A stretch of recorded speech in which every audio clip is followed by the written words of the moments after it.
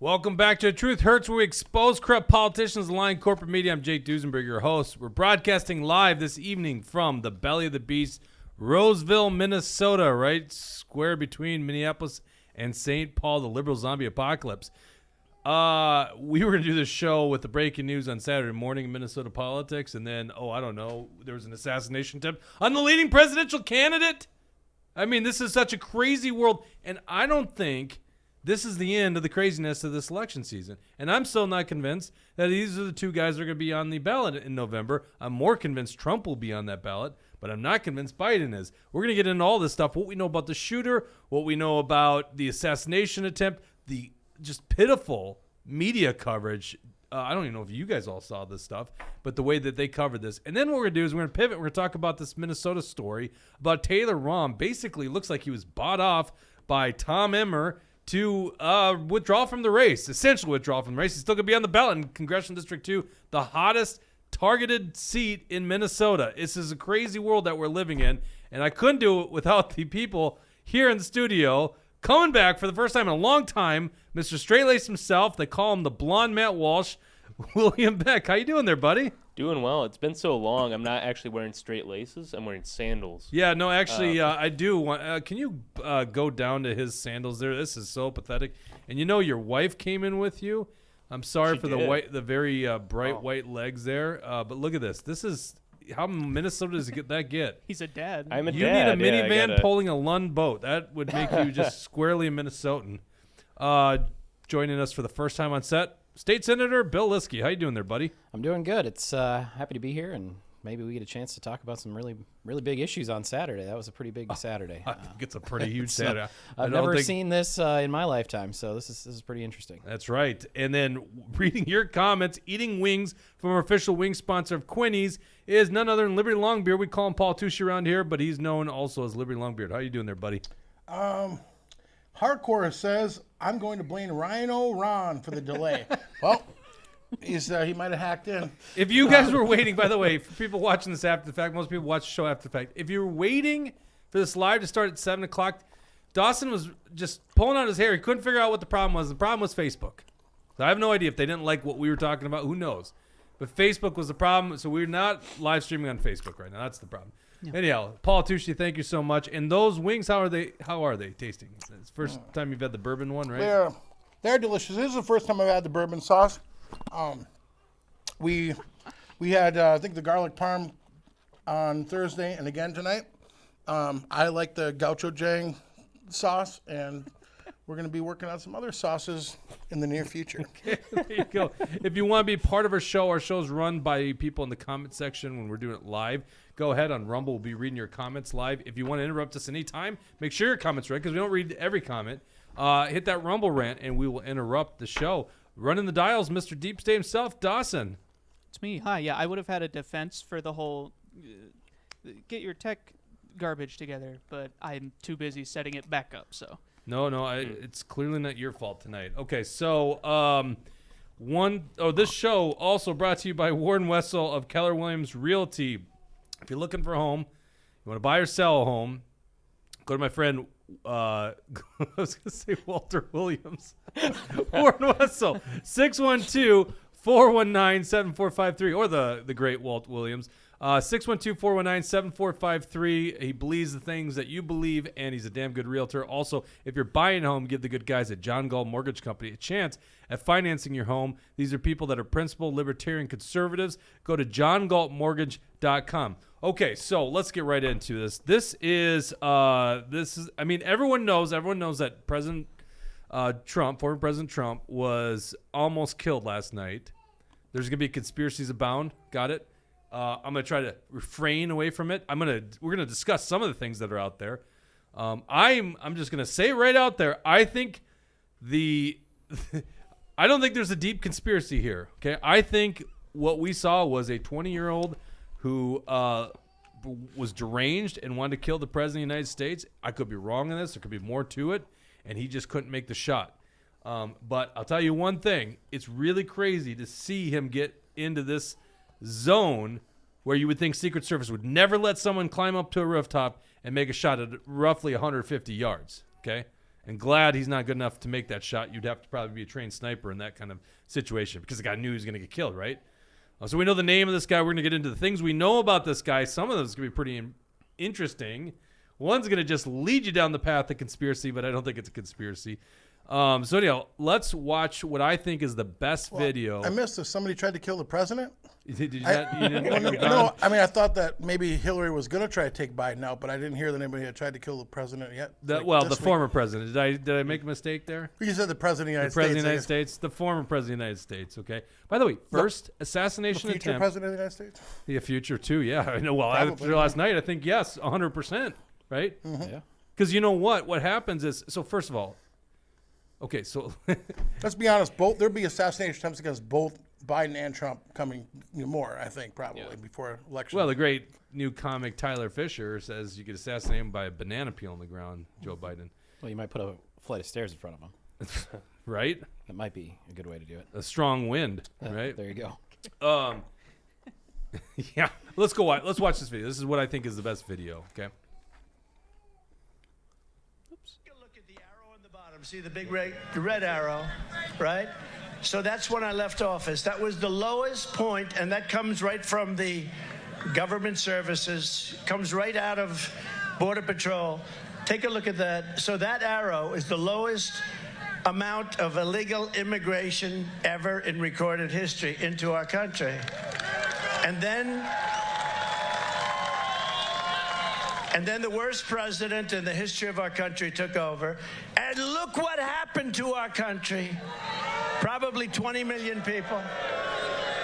And you know, that's a little bit old, that chart. That chart's a couple of months old. And if you want to really see something that's said, take a look at what happened. Why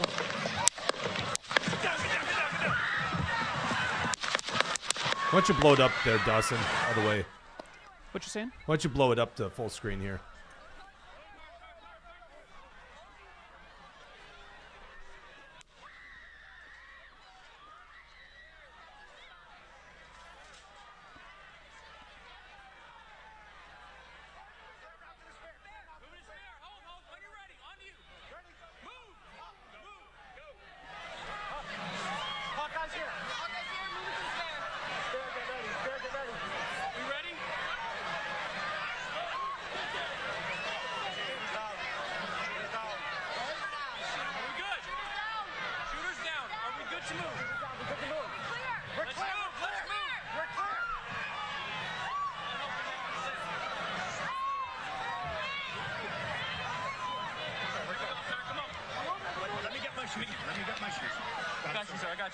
Let me get my shoes, sir. Hold on, your head is bloody. So we got to move to the class. Let me get my shoes. Watch out. Whoa. Whoa.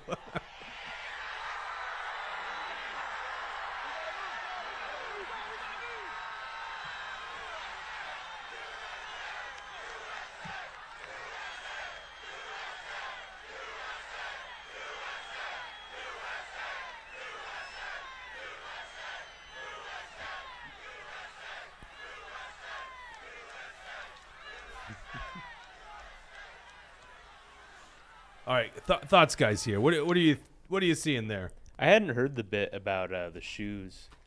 I'd never seen or listened to the full audio. You didn't know thing. about the shoes? No. Isn't that no. crazy? I hadn't heard Let me the get my audio either. shoes. Let me get my shoes. And I mean, because you're gonna get hauled off in a vehicle, and then you're gonna be shoeless. By the way, just out of curiosity, like this might be the first attempt at him, right? Let's just be honest. Everyone's thinking that, right? We have all said Tucker Carlson called us like months ago that they're gonna try to assassinate the guy, right? Yeah. So I think all of us were looking at it the same way, and it's like they're supposed to take him away, get him out of there once the area is clear, like get him out of there as quickly as possible. And he's so badass. He's like, "Let me get my shoes." I'm a little worried about the next. If there's a next time, the guy's gonna know. Just wait. He's gonna offer us another shot. You know what I'm saying? Like if this was Kennedy, there was a second shot right there, because they're supposed to just haul him away. That's how badass Trump is, right? I've been He told doesn't I'm know supposed that to he's out of interrupt danger. for a mere Oh, go ahead. $5 Rumble rant that's failed Secret You're Service. $5. Secret Service effed up Now see, this is gone now. Okay, Secret Service effed up. Move all the 3-letter agencies out of Washington, D.C. into Mobile, Alabama. There you go. Napkin Nate. Bridget was on recently, but she's probably on some exotic vacation currently. No, she had to work tonight, unfortunately. I'd love to have her here, but she does a good job No, answering. failed candidate. He's not in CD2, is he? No. No, how come it says failed candidate? Rom is a scumbag who I will be voting for. Yeah, they don't Must check be in IDs, C2. so Yeah. Well, that's true. Well, in Minnesota, you can vote from a bush, so. There you go. That's right. So what did you see from that, Senator Bill Lieske? Well, first of all, I think I've watched the video multiple times. Obviously, I think You we saw all the have. shoes part before? I've never seen the shoes part. That was Yeah. one of the sections I never heard or never saw. I saw him stop to grab something, but I didn't understand what he was stopping for. And then obviously I saw him get up and yell that he wants everybody to fight. That's a pretty clear Isn't that crazy? image. Just the fact that he was that aware of like, nope, I want everybody to know I'm okay, and then I'm willing to keep fighting. Yeah. And so that speaks volumes to me. Yeah. Somebody that's still willing to fight even after you got shot. I And mean, how- you just missed getting shot in the head. How badass of a picture is that, too? It's going to be the most, like, that mugshot? Like, that was everyone was wondering, How can you what's that top mugshot that? going to look like? and then he did top it. And then And he then just he topped topped it. Yeah. So there was this conspiracy. I don't know where I saw it. I mean, guys, that's what's going to happen. Everyone's going to have their thoughts. And the conspiracy is this was set up to help out Trump. And, honestly, this is gonna give Trump the victory. I was in AT&T store yesterday. You know what's so funny about being a guy that's in politics? My phone is lit up. Texting and phone calls all the way. Actually, I think the first guy to text me was a sitting state senator. I'm like, oh my God. Yeah, you can imagine who that one was. No, I couldn't tell you. So all these people are like texting me. And I'm in AT&T with people that you just Jasinski? assume. Yeah, it was John Jasinski. No. It was a Saturday night. No. Carla was calling you. Yeah, Carl. Not the Patriot, Carl. Not the Patriot Carl. So here I am with like non-political people, and it's really interesting to see the dynamics of these workers at AT&T. Kind of like not anti-Trump. You would think 4 years ago this would be like the anti-Trump crowd, and these people are kind of like very sympathetic, kind of like agreeing that this is going to give them the election, and it's a good thing, right? Now here's why I think it's going to give them the election. Okay, there's a sympathy right now for Trump. Okay, the guy literally just almost had his head blown off, right? And now this needs to be investigated. It clearly needs to be investigated, as failed candidate mentioned, problems with the Secret Service, right? Mm-hmm. That they got this close. So this investigation is not going to last a week. This investigation is going to last months. So this is going to be a story 4 months leading up to the election, and it doesn't make Trump look bad. And what would be the most damaging thing that would really be irrelevant in terms of your long-term health? It would be a bloody ear. It's like Evander Holyfield having the top of his ear bit off by Mike Tyson. Sucks. It's very bloody. Looks gruesome, especially when it gets splashed on the face. But you're going to be just fine. You're going to be actually golfing in Mar-a-Lago, or was he in New Jersey? We went to a UFC fight that night. No, that was fake news. Okay. I fell for that one too. Yeah. And then I was out, celebrating with some friends for something I had planned, and I saw that Charlie Kirk put that out there. Right. And it was it wasn't just a to promote the pay-per-view, fight. and it was in Denver. I was like, oh God, no! Of course He's not gonna be going there. to that. Right. No celebs, and Dana White's not going to be there. But that would have been badass. But he was golfing at 9 a.m. today. Yeah. I don't think it was Mar-a-Lago. I think it was New Jersey. But he was golfing at 9 Yeah. a.m. So Where the comb over the comb over would cover it up, but when you're out golfing, it's going to blow away, and you're going to see Right. that part of the ear is missing. So here's the reason, and so this to me seems to want to give him. It's going to give him an election. Not that we got to just look at things in terms of politics here. I'm sorry, there is a humanity side to it. Literally a man almost got shot and killed, and he's a father and a grandfather, so that sucks, right?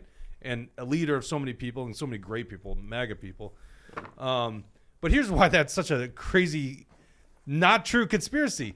First of all, who orchestrated it? The deep state? They hate him. It's so clear they hate the guy. The deep state would more or less orchestrate so he gets killed. Not that he's wounded makes him look great.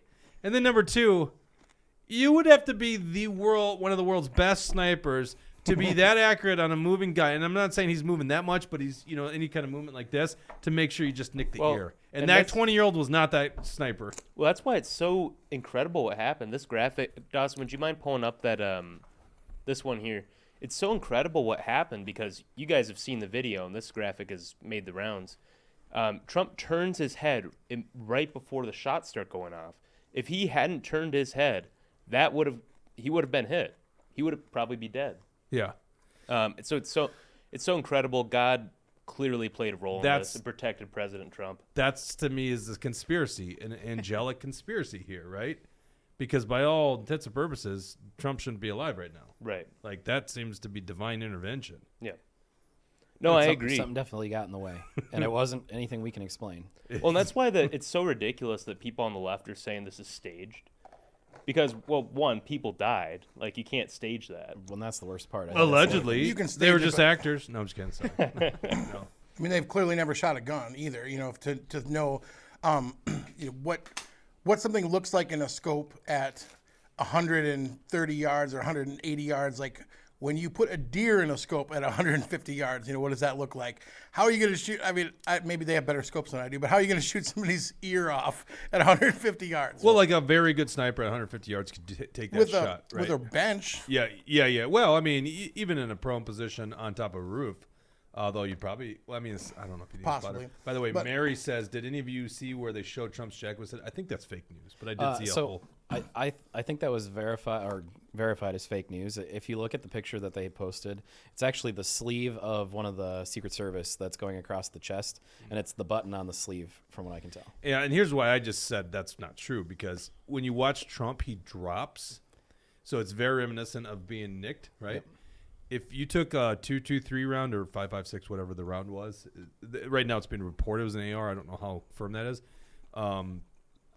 Well, I guess it could be a 7.62 round too, I guess, if it was an AR-10, but I assume it's an AR-15, and that would still push you back. So even if he caught that, oh, by the way, he would not be walking out on his own if he got hit by something that has, 1,800 foot-pounds of pressure at that distance? Short distance. Yeah, so, he wouldn't be dead, but he wouldn't be golfing at 9 a.m. the next day when you're shot. I don't think Massive people realize bruises. that.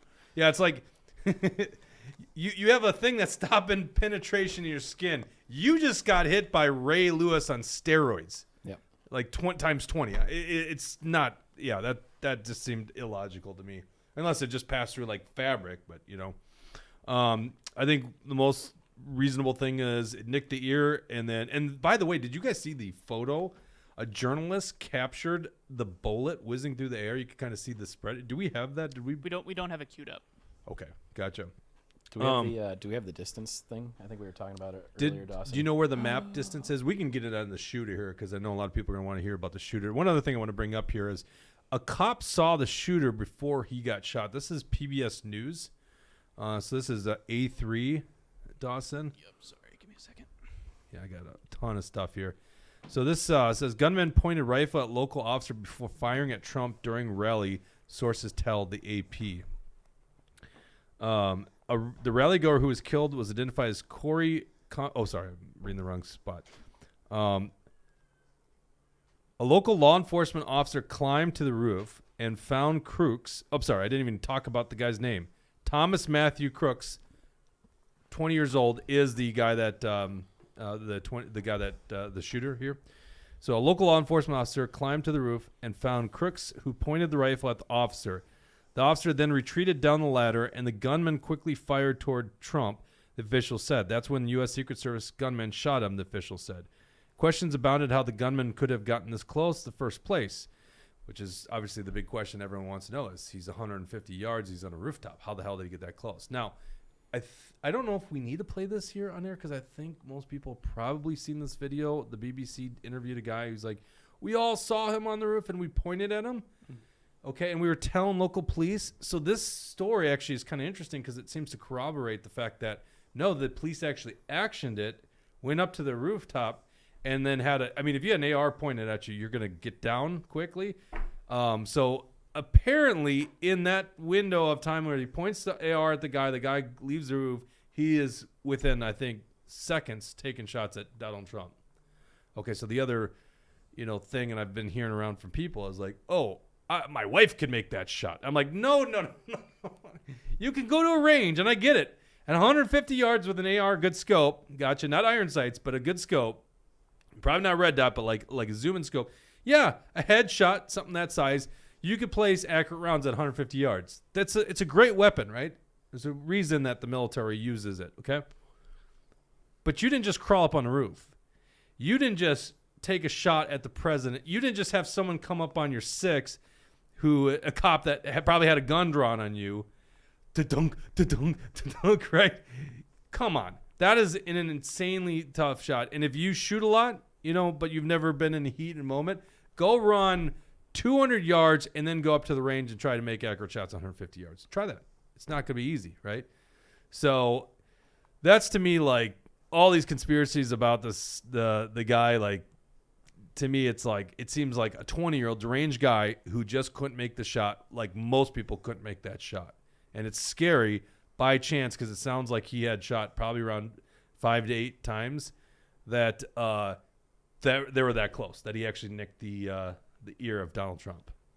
And once again, like I said, I mean, can you found a crazier thing to happen to Donald Trump without killing him? Like, very limited damage, but it looks badass. What do we got for comments here?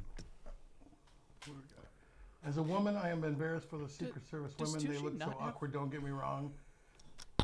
Women are... What's the point in your laptop if you just read? Well, What's yeah, the point in your okay. laptop if you just All read right. off the That's screen? true. I don't, All right. Very good. do you just come to the show to eat those Wings. wonderful wings from Quinny's? I do, and to offer my insight. Yes, you do have good insight. It's true. As a woman, I'm embarrassed for the Secret Service women. They look so awkward. Don't get me wrong. Women are badass mama bears, but not trying to protect a 6 foot, 250 So plus on man. that quick, did you guys SMH. hear that one woman who rushed on the stage saying, "What are we doing? What are we doing? Where are we going?" Did you guys pick up on that? No.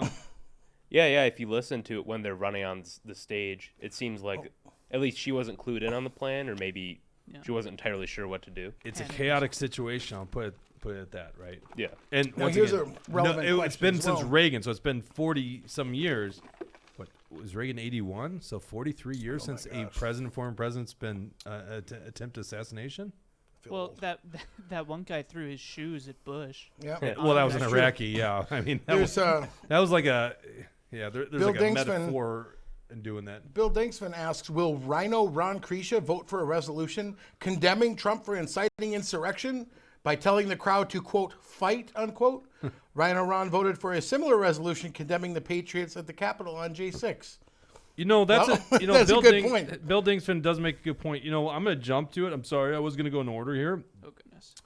Love Minnesota. I'm sorry, says- Dawson, but go to Exhibit C2, Charlie 2.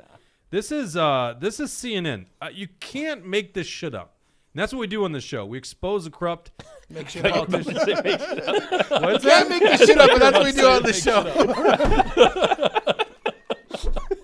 That's where it was going. I was like, oh boy. Guys, my presidential candidate just almost died last night. I'm not in the mood to you making fun of me here. Whiskey Tangle Frog Shop, be nice to the handicap. Love Minnesota says Bill Dinksman, RINO Ron will do whatever his globalist handlers tell him to do. Yeah. Speaking of globalist handlers, we'll talk about Tom Emmer here soon. This is CNN.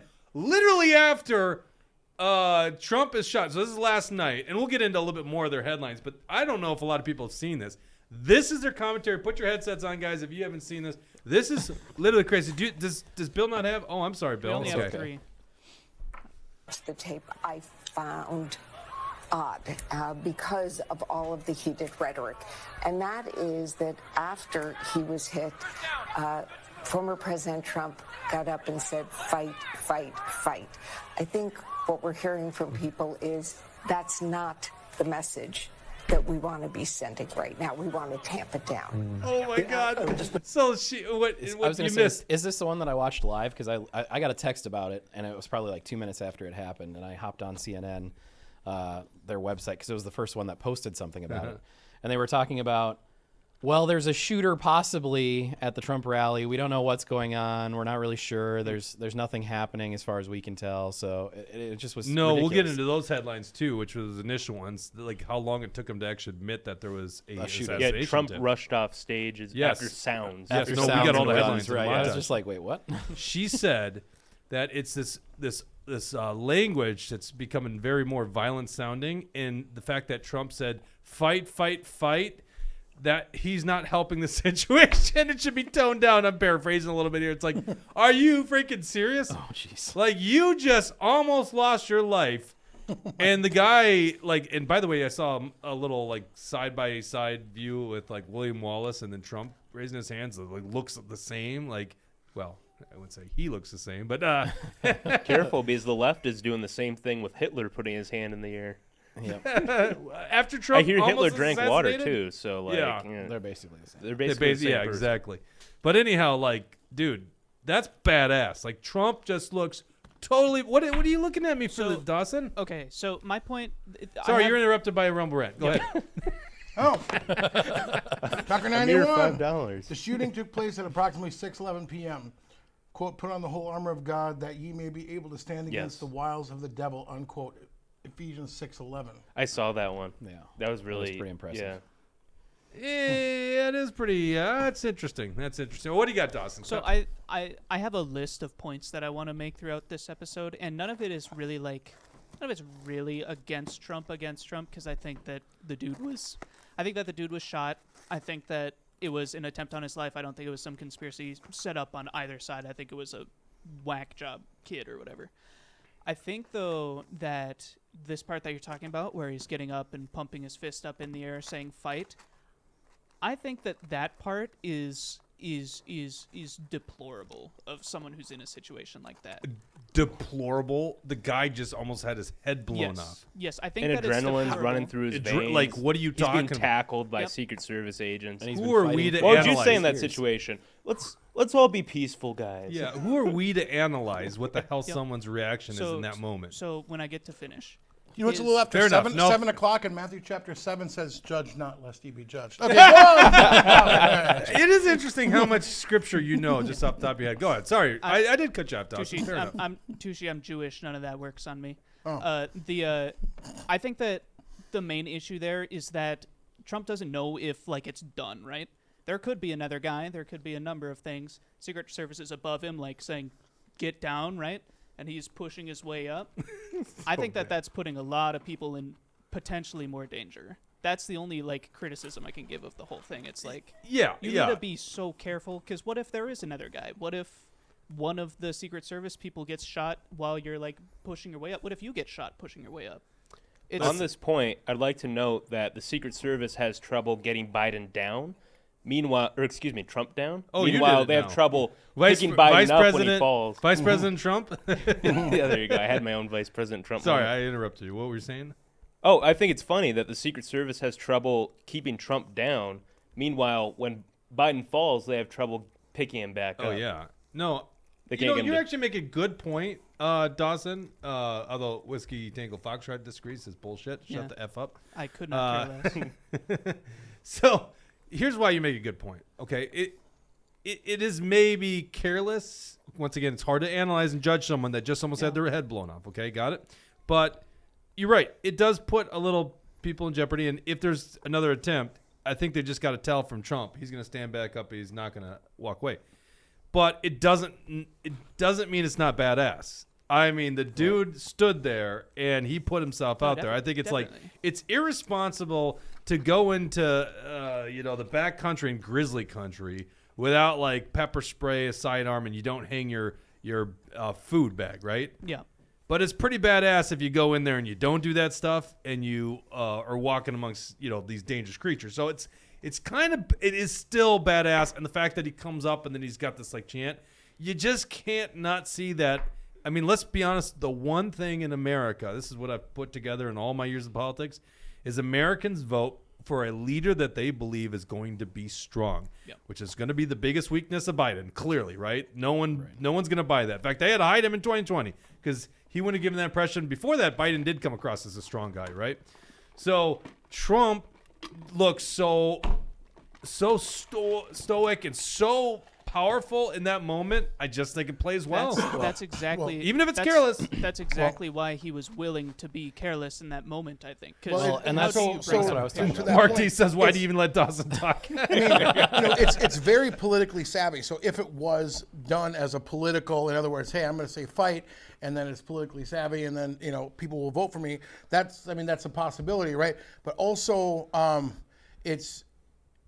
if you, I'm sure Trump probably believes this, and many people believe this. If you think we're going to lose our republic, unless somebody stands up and fights, and whether it's fighting against Emmer and Lyrab and the people in CD2, or it's standing up to fight all the globalists and all the people that are dismantling our republic.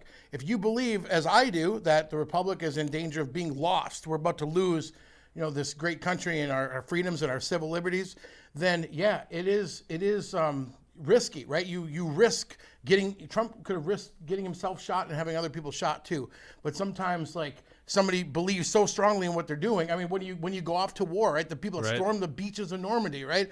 Well, that was dangerous. They could have got shot, but they, really stupid. Right, it's very stupid very to charge the do German that. front People ranks. could have been killed. Yep. But that you believe in it. That's what it is. I think that you believe, hey, if I stand up and tell the people to fight, even if they make 2 more assassination attempts and then send me to federal prison where they Epstein me, I tell the people to fight, and they're going to fight on. If you believe that, then you're willing to risk that.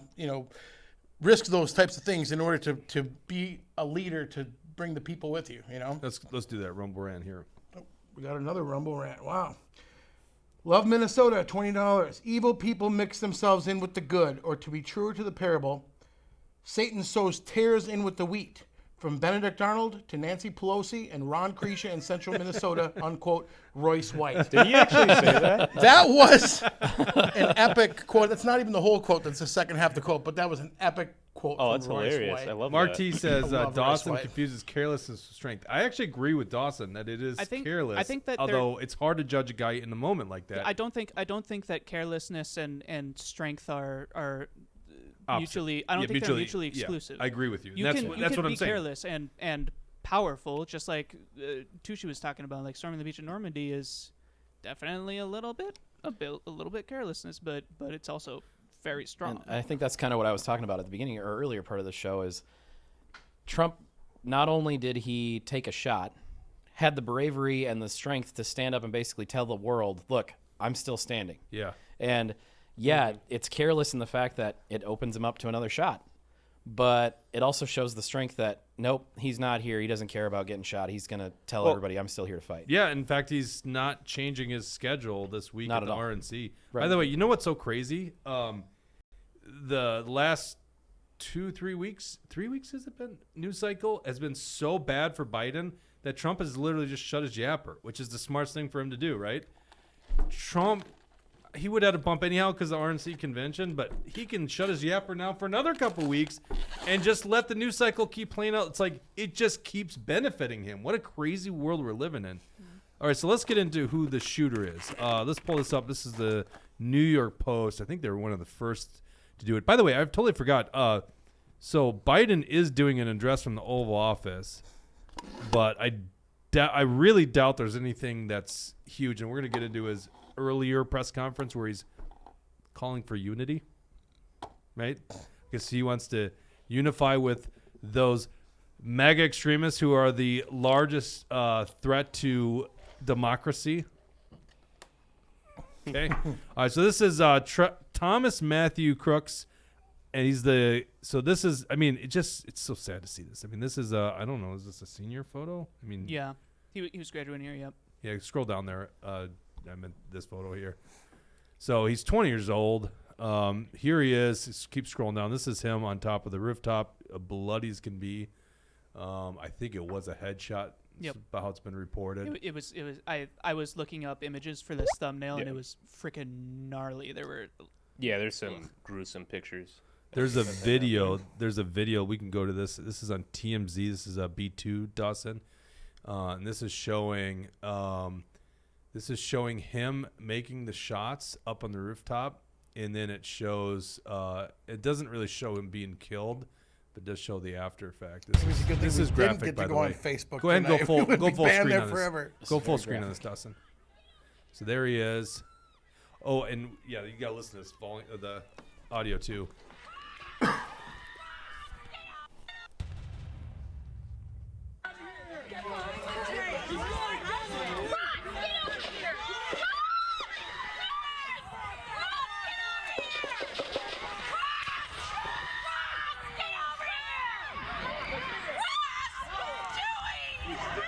I hope he's turning this way. Be careful, guys.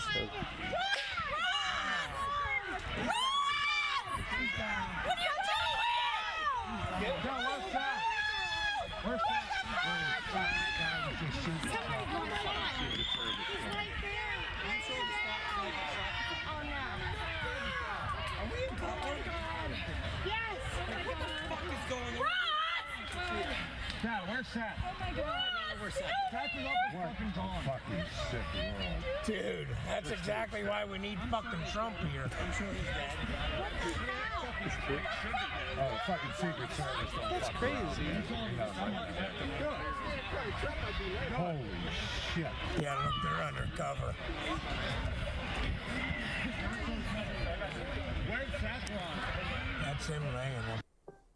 Now watch, this is a close-up here of him. I'm gonna assume there's no audio. No, they're just doing, and then they'll zoom in here. So this is the best you get of him on the top. I mean, he's a young man. Look at that. That's crazy.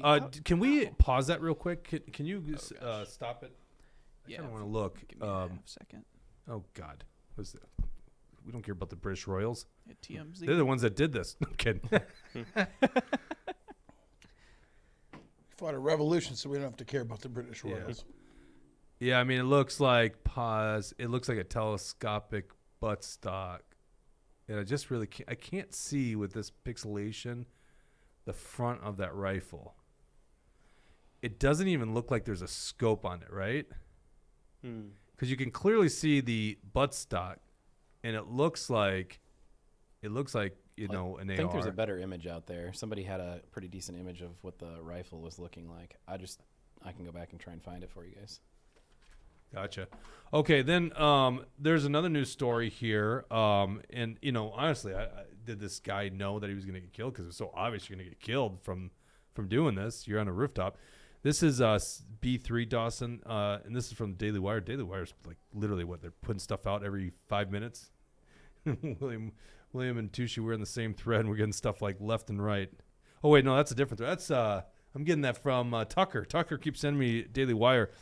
So they actually found explosives in his vehicle. Authorities found explosives in the car of the 20-year-old would-be assassin of former President Donald Trump on Saturday after he opened fire on Trump at a political rally in Pennsylvania. Law enforcement also found bomb-making materials at the home of the suspect, identified by the FBI as 20-year-old Thomas Matthew Crooks, according to the AP. Crooks, who donated to a far-left cause, used a firearm that was purchased by his father, the Wall Street Journal. By the way, just so everyone understands, stop attributing politics to this thing. He's a deranged guy. He was a registered Republican. He donated $15 to some left-wing organization, or actually Act Blue, after Biden got inaugurated. Well, I guess he was so sick of the violent rhetoric by Trump. That's why he did it, right? The J6. So he's not like he's actually like the only 20-year-old in the whole world who's not on social media. Because that's obviously what everyone wants to know is let's look at his social media. And you got news on that? Yeah, Discord came out and said that they believe they found an account link to him. We don't know anything else other than that so far. Discord is famously really hard to know for sure. So can you? Take that with We should find that story. Can you see if there's that story? Terry says, "Jake, are you trying to say that he is a patsy and there's a second shooter?" I actually don't think there's a conspiracy here, honestly. Although I do think the deep state wants to take out Donald Trump. I do, or coerce him in some regard. But I think it literally is a deranged 20-year-old. I just wish we understood why he went to this level, because his political background seems to be a mixed bag. Do you think that you'd be having that same feeling or opinion if it was like some black gay liberal or something? What the hell does that have to do with anything? Because I think that a lot of people are saying don't pay attention to the fact that he is a Republican because it doesn't matter. First of all, he's now. probably not a Republican. The theory is that because Pennsylvania has closed primaries, that he switched over to vote in the presidential primary.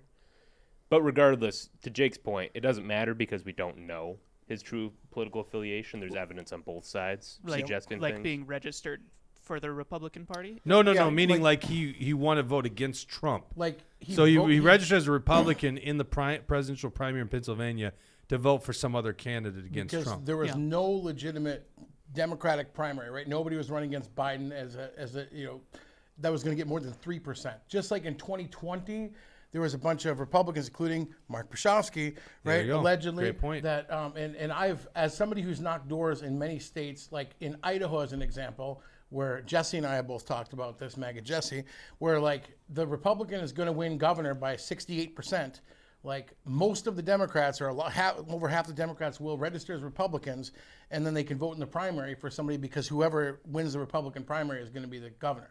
So like these guys will go out. We were knocking doors for a Republican primary for governor, and it's like there's doors that we go to that have Trump, anti-Trump signs and Black Lives Matter and rainbow flags and all these things all over the place, and they're registered Republicans, but they're not conservatives. They're registering to vote for the liberal in the primary. Well, even if he is a never Trumper Republican, that's never going to look good for the Republican side. But that's, nobody suggests he was a never Trumper Republican. What they're saying is literally just as these Democrats register as Republicans to vote in the Republican primary, there were plenty of Republicans. I know I could probably name almost 100 of them that I even know, and I've seen plenty of data as well, that Republicans voted in the Democratic primary in 2020 because Trump was president.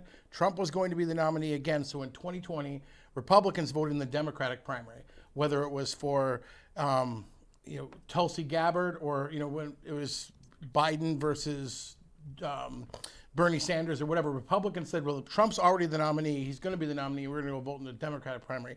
And this year there was many, many, many Democrats across the country that voted in the Republican primary. They weren't anti-Trump Republicans. They were Democrats that switched their party registration to go vote. Or in Minnesota, went and voted, because I've seen voter rolls in Minnesota of tens of thousands of people that voted in one primary in 2020 and the other primary in 2024. So the conspiracy is that he's a Democrat that went to vote Republican to. Well, it's kill not even Trump. like you say. It's a conspiracy. I don't even think it's that big of a thing. You know what I mean? Like, It's not really common. Yeah, it's not really a conspiracy. In other words, like there are tens of thousands of people that vote in both parties' primaries because they're trying to vote against the other person. I don't really know of any Republicans that go donate money to Democrats. And so it's like you got one piece of evidence that this guy donated to a Democrat, which is a small thing. Another thing that he voted in, or that he registered as a Republican. Well, neither one of those says what the guy is. Well, he clearly wanted Donald Trump dead, so it doesn't really matter his affiliation.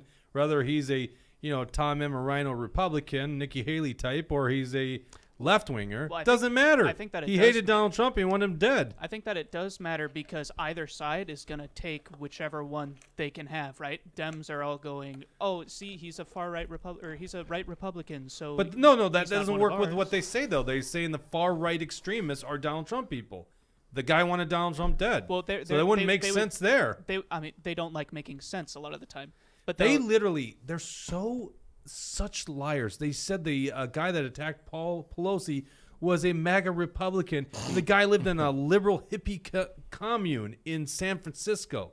These guys are nuts. They lie, and that's why we have this damn show, right? Because we expose this crap. And then Trump, after that happened, was like joking about it, asking how Pelosi's husband is and all that stuff, which, again, the left has taken that and they're going, see, like Trump doesn't care, so why should we care that he got shot? It's Twitter, basically. The only stuff that I'm looking at is on Twitter, and it's such a mess to find anything correct about this whole thing. It's absurd. I want to get to some more videos of Thomas Crooks. I want to interrupt this part of the show to talk about our other sponsor, Yes Solutions, which is run by the Patriot Carla Nelson, not the Senator Carla Nelson, but the Patriot Carla Nelson. Now, if you have a small business or you have a need to ship anything from a couple pallets to a whole truckload, you got to give Kyle a call at Yes Solutions. Call him at 651-797-2451. I'm telling you what, I don't know what I'm doing if I want to ship a truckload of stuff, widgets, whatever the heck I'm trying to send. I don't know what it would be, but I don't know what I'm doing. I'm going to call someone that understands the shipping industry. So call Kyle at 651-797-2451. I saw someone talk about a video of him talking about slitting Republicans' throats. One of the problems is there are people being attributed to this Thomas Thomas Crooks. The name's not quite a household name yet. And I don't know how much of it's accurate. So I'm just going to give you one example. This is a B4 Dawson. This is this video of rage that allegedly is here. So I'm not going to say the only reason I'm showing this video is there's going to be stuff out there, and some of it might be accurate and some of it might not be. But this is allegedly him, screaming and having a misfit. Like, all the warning signs are there. I heard allegedly he was also being tracked by the FBI. You're just going to see all this news coming at you. Some of it's going to be like concerted disinformation, people maybe just joking and pranking, and some of it's going to be true, and we don't know at this point. So I don't want to act like this thing is accurate. But here's one that's really interesting. I don't know where the hell William just went because I was really interested in him seeing this one because I don't think he's seen it. But Crooks actually was in a BlackRock video, a commercial. So you know what, Bill? Grab his headset. He left the studio probably to go check on his little baby, his son. His wife is holding this. Oh, Beck for Liberty. Free speech doesn't protect you from.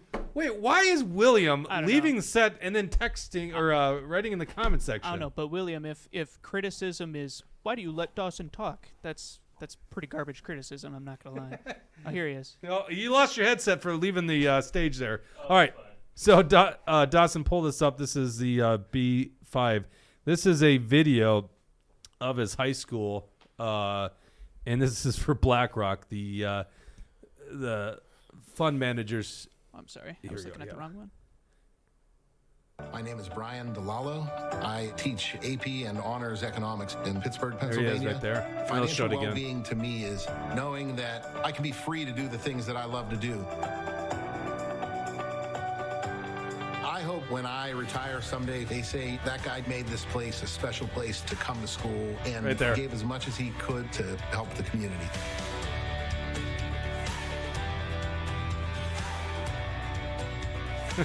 My name is Brian. Now, this is just, I'm just going to put it this way. Massive coincidence, right? I know they're going to be people like, what? He's on BlackRock's, because, right, well, it's not really a conspiracy. BlackRock has a lot of weight, right? There's no doubt about it. A lot of the DEI and shit that's going on in corporate America is because the influence BlackRock has. They manage trillions of dollars. Obviously, it's not their money, but it's indirectly because they're managing it for clients. So they do have influence over corporations, no doubt about it. They have influence over government.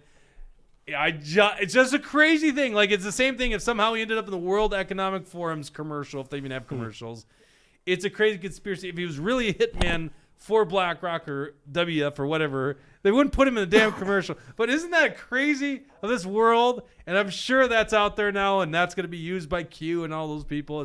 That's it. There is a Q theory about the shooting, if we have time to go into it. Well, 100% we have time. Always is. So if you go back to that initial video, Dawson, I don't subscribe to this, by the way, but I think it's funny. Are you talking about the shooting? Yeah.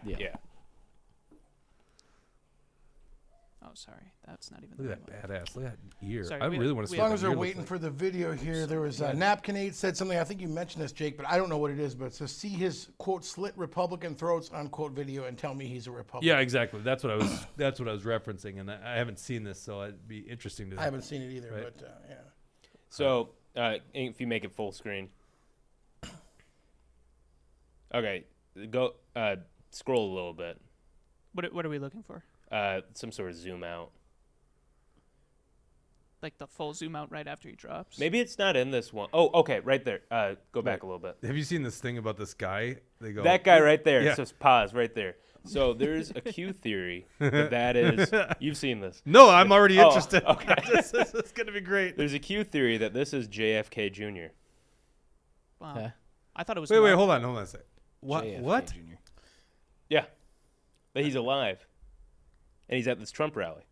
The funny looking guy? No, Yeah, you're saying The guy with the hat. fedora. Yeah. I thought that- JFK? JFK's kid. Yeah. Not JFK's RFK. kid? JFK. Yeah. And then he's still alive, and that's him. Hold on. JFK. What? JFK's kid? No, hold on. I don't. JFK Jr. I think that's a person, right? JFK Jr. Yeah. I mean, Yeah, he had yeah. a son, but I don't know anything about his son. That was his son. Like his son wasn't in That's the politics. theory that's him. That's him. And That he's alive and well. And he's a Trump supporter. You're saying JFK Jr. is not JFK, the former president. No. Right. No, the kid. But even JFK Jr. would be like in his 70s, you would think, right? Oh, so you think that is him?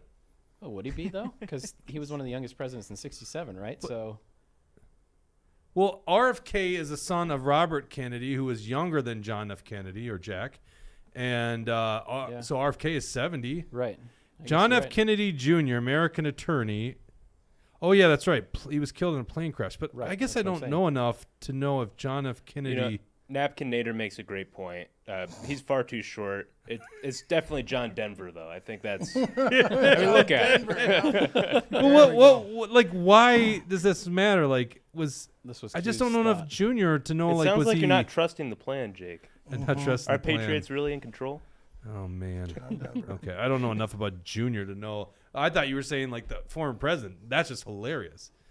But Yeah, by the way, Ted Cruz's father really. No, I'm just kidding. Anyway, that's a theory that's circulated. I've seen it on Twitter and TikTok. Well, go back to and that all. video. The other funny one, and I'm just glad. This is what I love about our culture is it's a serious issue, but we can at this point. Well, actually, you know, it's really sad. A former fire chief died. He was the one that actually was shot and killed. Yeah. So, I mean, we're almost cracking fun because it didn't take out Trump, and which would just change the world, right? If you assassinate the leading presidential candidate. So I don't want to gloss over the fact that literally there are two critically injured people and someone died. But, you know, to help heal, it's good that we could turn to comedy. And so go back to right after you get shot and there's this other dude, and this is what I thought you were talking about. Just play it. We don't need the audio, but this guy right there, you see him with the like army kind of like what do you call it, sun cap? This guy? Yeah, just play it. It's yeah, I've seen it. It's like this guy either what they say. What did this guy see? What was he seeing? We need to interview. What did this guy see? Or he couldn't find his glasses. It's one of the two. Well, they're all looking around. Look at 'cause him. If you look at these guys, Yeah, in but the this back, guy they're doing the is same like thing. he's turning his head. He's like where? That's crazy. Or he just might have lost his glasses. Well, are they also looking at the rally goer that got shot? Is that the possibility? Oh, 'Cause, I mean, they're well, all and I going- think the guy that was shot or the people that were hit were up. aren't they to down the right. to the right? Up, 'Cause the yeah, shot up and to the comes- right. So maybe they're looking over towards the crowd that's like running away after the guy got shot. Yeah. Well, and so real quick, when I first saw this, I'm like, they're all just sitting there after this gun was going off, like right behind him. But when you look at other views of the stage, like it's not right there. This They're is further like back. good 15, 20 feet away from the bleachers. So it looks like it's right there, but optical illusion, I guess. Yeah. Okay. Last thing, and then I want to go to this other story. This is a montage of the media coverage. Actually, I think Elon Musk posted this or retweeted it or reposted, whatever you call it. And this is by Doge Design. Okay. This is all the headlines. I think a lot of you guys know this at this point. That the media literally downplayed this. They downplayed this for a while. Trump escorted away after loud noises at Pennsylvania rally, says the Washington Post. NBC News. Secret Service rushes Trump offstage after popping noises heard at the Pennsylvania rally. I heard that one a lot, popping noises. Yeah. This one is CNN Politics. Trump removed from stage by Secret Service after loud noises startles former president. You can't make that up. He was startled by loud noises. He was shot. ABC News. Donald Trump escorted off stage by Secret Service during rally after loud noises ring out in the crowd. Newsweek. MAGA responds with outrage after Donald Trump injured at Pennsylvania rally. Just imagine you were out, I don't know, camping off the grid, and you come back and Newsweek's the first thing you read, and you go, what, did Trump got injured? Did he fall down, getting on the plane? Right. Right. And that's what I was bringing up. I was like, the first things I found were basically saying there's no shooting. It's just noises and stuff. And I'm going, no, there's no way that this would be getting texted to me unless it was legit. So I was like, this has got to be a thing. This is the best one. Oh, I'm sorry. The one above was USA Today. This is the best one. This one takes the prize. CNN Politics. Secret Service rushes Trump off stage after he falls at rally. Yeah, I remember that one. That was insane. Even and I didn't watch this video, so I shouldn't say this. And we can easily see this because this is where I want to. I'm sorry. Well, there's a lot of stuff to process. We had to put together a show, and I want to make sure I just thought it was funny how you said we shouldn't. Well, because I just haven't realized watched this I video. better not state this as fact until I watch it with my own eyes. So go. What I wanted to show, and we will do this, we want to show you the video of the press conference that Biden did earlier today, and apparently he just did one, or he's still doing one now. But go to just search the one he did last night, Dawson. This is really short, but apparently he takes a question from a reporter, and he doesn't state that it was an assassination attempt. So I want to make sure we fact check this live, and then I want to go into. You didn't have this one in the thing, right? No, I did not. I've got today's one. So all you got to do is just go to YouTube. It's going to say Biden press conference. It's going to be one of the first that pulls up here. Yeah, it's that top one I think is right. Yep, that is it. And how long is this video? 5-6 minutes. Okay, just go to the end where he's taking questions. Oh my gosh. Oh, it's not. Okay, it's not that long. Okay, let's play the whole thing. Because this is also going to show what he's... Because we're going to criticize his statements here, okay? So... Go ahead and start from the beginning. Oh, there's fine.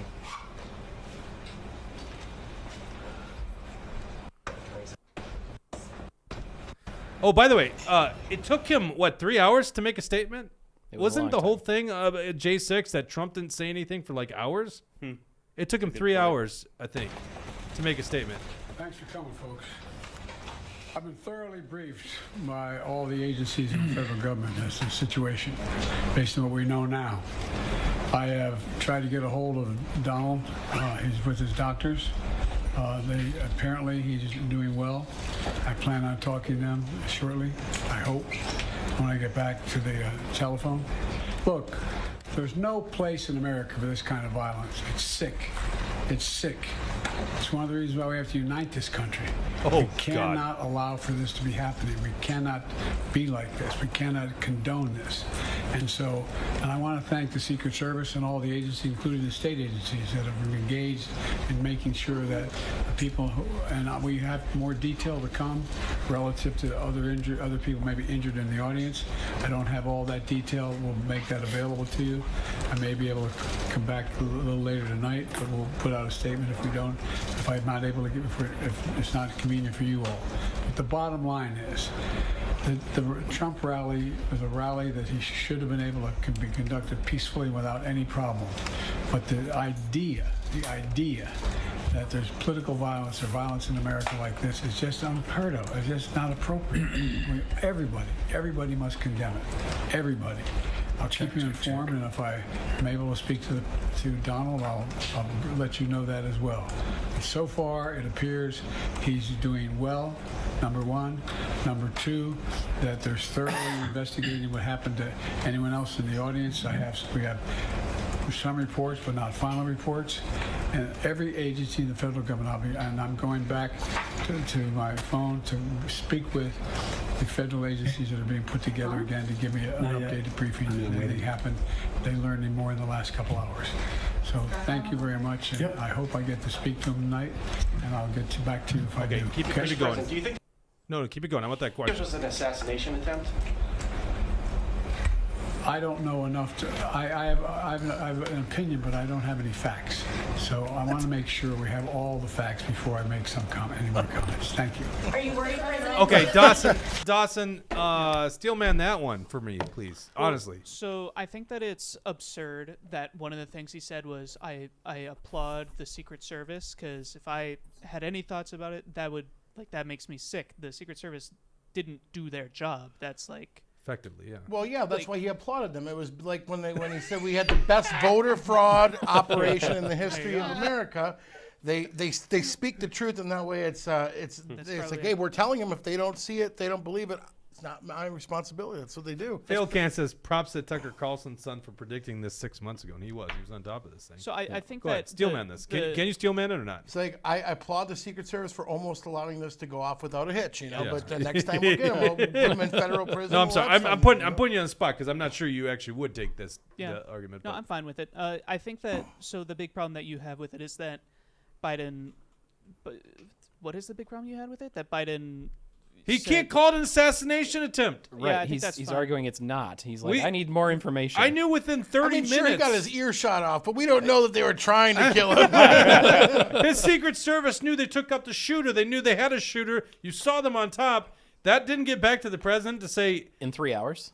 That's the more important thing. There's 3 hours of time. Well, what else is it? Oh, he actually just wanted to wound him? Like, it was an assassination attempt, Actually, right? my wife and I were talking about this quite a bit last night because we're looking through various articles, and every article had the same line. It said, this is being investigated as an assassination attempt. It's like, well, no crap.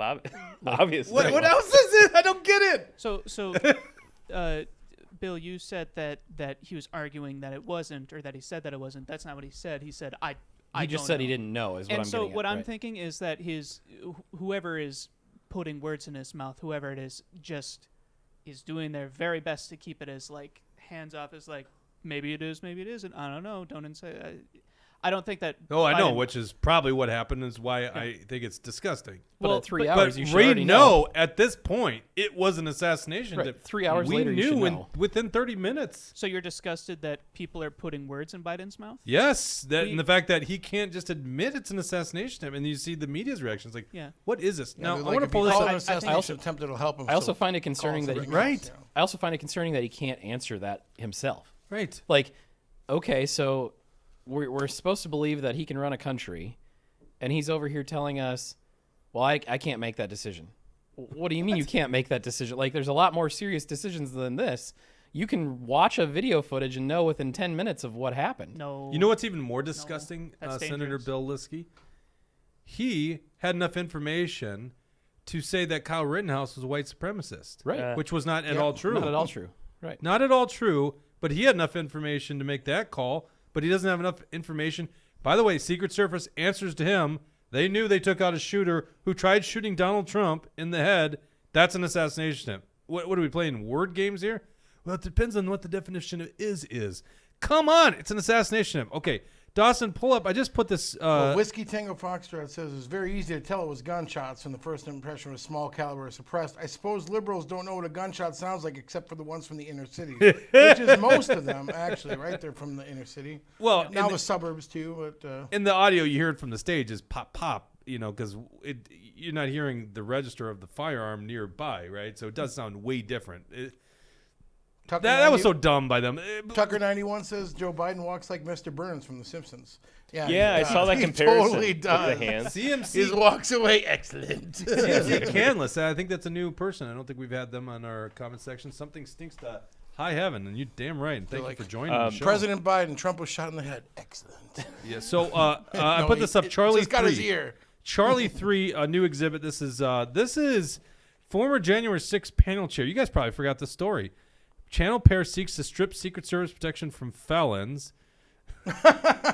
Did you guys know this story? No. Oh yeah. So the former chair of the now disbanded January 6th committee introduced a bill Friday. Benny Thompson, is that? Yeah, his Benny name? Thompson. That's right. Okay. This is April 19th. That would strip Secret Service protection of any former executive convicted of a felony. An effort to avoid the complications of incarcerating former President Trump should be ordered to serve jail time. So literally, and I remember at the time, Don Jr. going, they want to kill my dad. Because if you put Donald Trump in prison and you don't have protection, if they can murder Jeffrey Epstein in a federal prison, oh, I'm sorry, the cameras went off and the guy was sleeping. If they could do that, someone's going to shiv Donald Trump at Rikers or wherever the hell you go. Now imagine they actually got rid of Secret Service protection. That's a Democrat congressman. I'm sure the media's going to be talking about this all week. This is a Democrat congressman literally not saying he should have Secret Service protection. It's insane. Go back to Mr. Rumble ran here. Yep. Sorry. What? You're going to have to go to your screen here. That went so quick. Yeah. Something about Royce White. It was a Royce White. I'm sorry. quote. That's the rules. I think it was Love Minnesota. Who we love. Okay, We love another Minnesota. Love Minnesota. Assassination attempts are a result of traitors. Full quote from Royce White earlier this week talks about that. Quote, it's a real shame, said White, that we have Republican Party officers who routinely try to step over the grassroots to protect the uniparty and promote their preferred political insiders, the traitors and cretins of compromise who gladly betrayed this country for power, position, or pocketbook. But I suppose we've always had that. To extrapolate a biblical principle to politics, there's always tares among the wheat. Evil people mix themselves in with the good, or to be truer to the parable, Satan sows tares in with the wheat. And this country's always had it too. From Benedict Arnold during the First American Revolution, straight through to Nancy Pelosi on the national stage. Where's the last This part? country's. It says It this skips country's a always line. had Okay, to. national stage. This country's always had it too. From Benedict Arnold during the first American Revolution, straight through to Nancy Pelosi on the national stage, and Ron Krisha in central Minnesota. You know, this is a great transition to. No, don't you dare transition. Don't you dare. We have been transition. keeping our No, guests William, waiting. don't. I know. I've got this planned. Don't take my transition, damn it. I'll let you I put transition so to whatever much you show want to prep be, into the Jake. show, and then we have the tech issues, which is Facebook. So much prep. We were in here for So 5 minutes. This is Sunday. It's the Sunday day. prep. It's the day of the Lord, Failed right? candidate says, does And I got my nobody know how to family. read? Shut up. anybody Shut. know? Well, to read Napkin Nate now.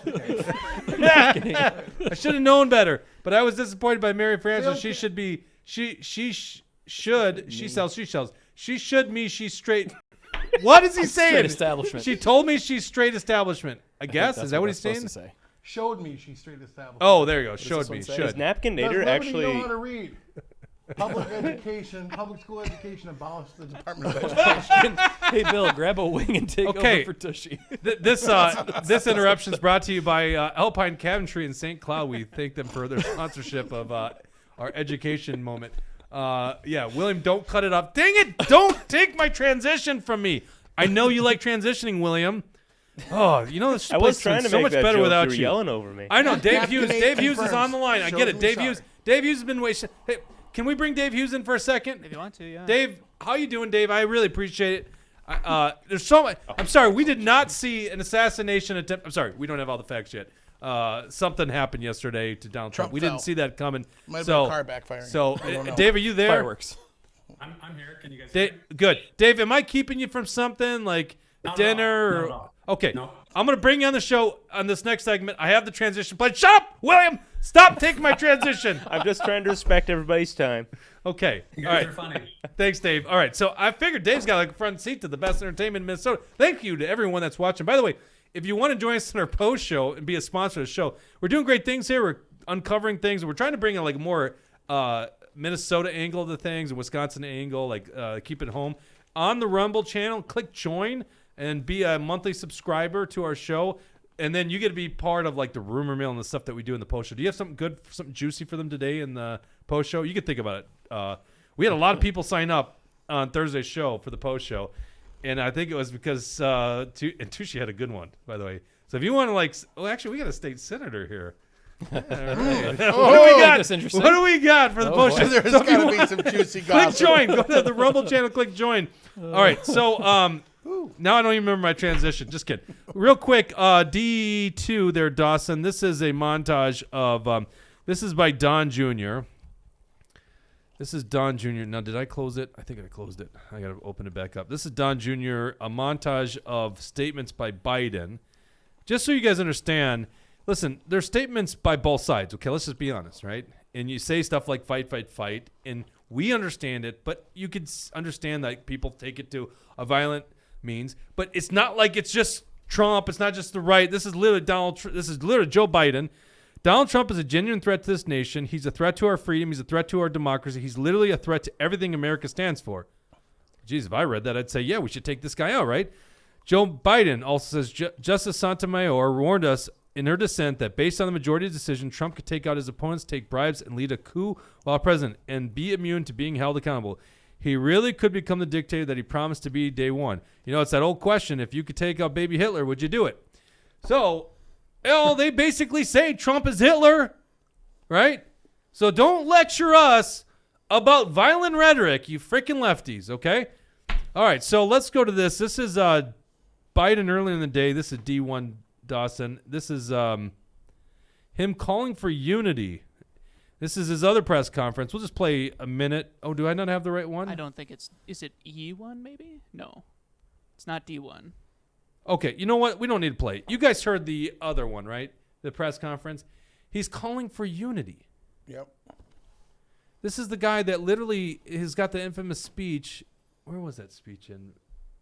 Boston or something like that. Remember? Philadelphia. I think it was Philadelphia. The red one. Red the red background, background, and yeah. he's saying that MAGA extremists are the biggest threat to democracy, right? Well, yeah, which is? Is Trump going to destroy our country, or is this all just politics and political violence is not acceptable? You can't have it both ways. Well, and by the way, maybe we wouldn't be taking this so seriously if these weren't the exact same people that said Trump incited a resurrection by saying we got to fight.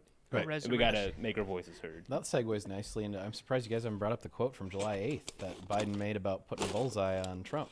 Oh yeah. Oh yeah. Yeah, we should do that. But don't you take my segues away. My God. I'm gonna jump with William. Oh here. my God, you guys I got two Williams over here. Stop segueing. Over here. I had this plan. Everything was planned. I even picked up the wings for Tushy, thanks to Quinny's Pub and Grill and Matamidai. We're gonna come up with a Liberty Long Beer sauce here pretty soon. If you guys keep this shit up, I'm gonna call Warren Wessel and tell me find me a house way away from you guys. Actually, you used Warren Wessel. I used Warren Wessel and John Galt Realty, or John Galt Mortgage Company. Excuse me. Yeah. So you financed through John Galt Mortgage. Yep. And Warren was your realtor. Yep. Now give them a grade. How'd they do? Oh, great. No, I loved working with Andrew over at John Galt. And Andrew's the best. We've had him on the show. Yeah, no, Twice. he was great. He took my calls whenever. He would text me whenever. He worked with me every step Did he of the send process. you a meme, like a good political meme? Every now and then he would give me a good political meme, yeah. That goes far further than any other mortgage lending company sending you memes. If you use John Galt Mortgage Company, they did not pay me to say this, and they're going to be mad at me for saying it, but they will send you a meme, a political meme, if you use them, if you want it. They'll have a checkbox. I don't know. Made that up. Now you have to do it, Andrew. I mean, go to the Facebook. They have all the free memes right there. There you go. Exactly. Yeah. Okay, so now I'm going to transition. Here we go. Ready? This Unity call. This is what I thought the show was going to be about tonight, okay? Because there was a big story that started yesterday morning in Minnesota. And I don't think a lot of people – see, this is the thing about this show is we got political insiders and we got a sitting state senator here, right? This is actually why Bill Lieske wanted to be on the show. None of us had in our bingo card that there was an assassination attempt on Trump. Sorry, we don't have all the facts yet, so we can't say that. So we didn't know that. And we obviously have to lead with that story, okay? And I know a lot of you guys want to know about the shooter as information comes out. But what I think you have to understand is these people calling for unity on both sides. I see a uniparty. I see a Republican establishment and a Democrat establishment. It's the same damn people, right? They make you think they're different. They fight against each other, but they're the same damn people. The same people that are inflating our money supply. They're the same people that are funding the wars in Ukraine. They're doing things against the America First agenda, okay? So that's the uniparty. And these are the people that want to call for unity. And I'm actually a little worried. I think we should be unified that violence doesn't belong in Minnesota or in United States politics. I think we could be unified that assassinations aren't good, right? But we're not going to be unified on their agenda of ripping off the American people, keeping a porous border, and all the other bullshit they're doing, sending our money over to Ukraine, and that's what I see. And so in Minnesota, unfortunately, and we've talked about this on the show, the MAGA movement, I'm not going to say that, the Donald Trump for president campaign has been hijacked basically by a globalist RINO. His name's Tom Emmer. He's a sitting congressman from Congressional District 6, one of the most conservative districts in Minnesota. And am I just making up a globalist RINO? I don't know. I feel like someone else called him a globalist RINO. Who was that, Tushy? You're into politics. Someone called him a globalist RINO once, right? Trump. There you go. Called him Okay, a globalist RINO. The guy running Trump's campaign in Minnesota is Tom Emmer, the globalist RINO, the guy that's funding this budget deficit, printing money out thin air. What are you doing over there? I had to get these comments on here. It's beautiful. So, Wheezy Mama. He's ruining my transition. Yep. Wheezy Mama says, I do not want tushy sauce. And Love Minnesota says, Wheezy Mama TMI. Bill Dangspen says, word on the street is that the ladies love tushy sauce. Wings says, wow. And Wheezy Mama says, I'll pass. Whiskey Tango Foxtrot, how do you eat it? What? Beaver? What are you asking, Whiskey Hey man, Tango I was on the floor Foxtrot? when that happened. We were talking about eating beaver. Yeah, I know. Yeah, that was good times. That senator's crazy. I think so. Yeah, he was affiliated with those Action for Liberty people. Yeah, exactly. I'm trying to transition. I had this plan, and you guys are ruining it. Marty, 1967. I think that's a new person. Let's not forget the gun grab they're going to try. I don't know about that. That's a great. Maybe we'll talk about that in the post show. Okay, I really want to get to the story. Pull this up. This is on We Truth can Hurts. talk about the Liberty Shut up! sauce. Shut up! I'm doing my transition. Shut up! All right, this is E1. This is from TruthHurtsNews.com. Don't you dare, Tushy. Don't you dare to ruin my transition. Transitioning is an important part in a person's life, Tushy, and you're ruining it. Wait, is that what we weren't David supposed Hughes to is worry on the about show for? What's going Yes, on with and this? you're really hurting Dave Hughes, who We are really in hasn't been a Minnesota. part of the show. This is why we doesn't make sense here. This is why we had Dave Hughes on the show. It's like, why do we have Dave Hughes on the show? Because he's going to talk about quid pro quo or them trying to buy him up. All right, so anyhow, Tom Emmer running Trump's Minnesota campaign. The globalist RINO Tom Emmer running it, but there's a little bit more to the story. So Saturday morning, we wake up to the story.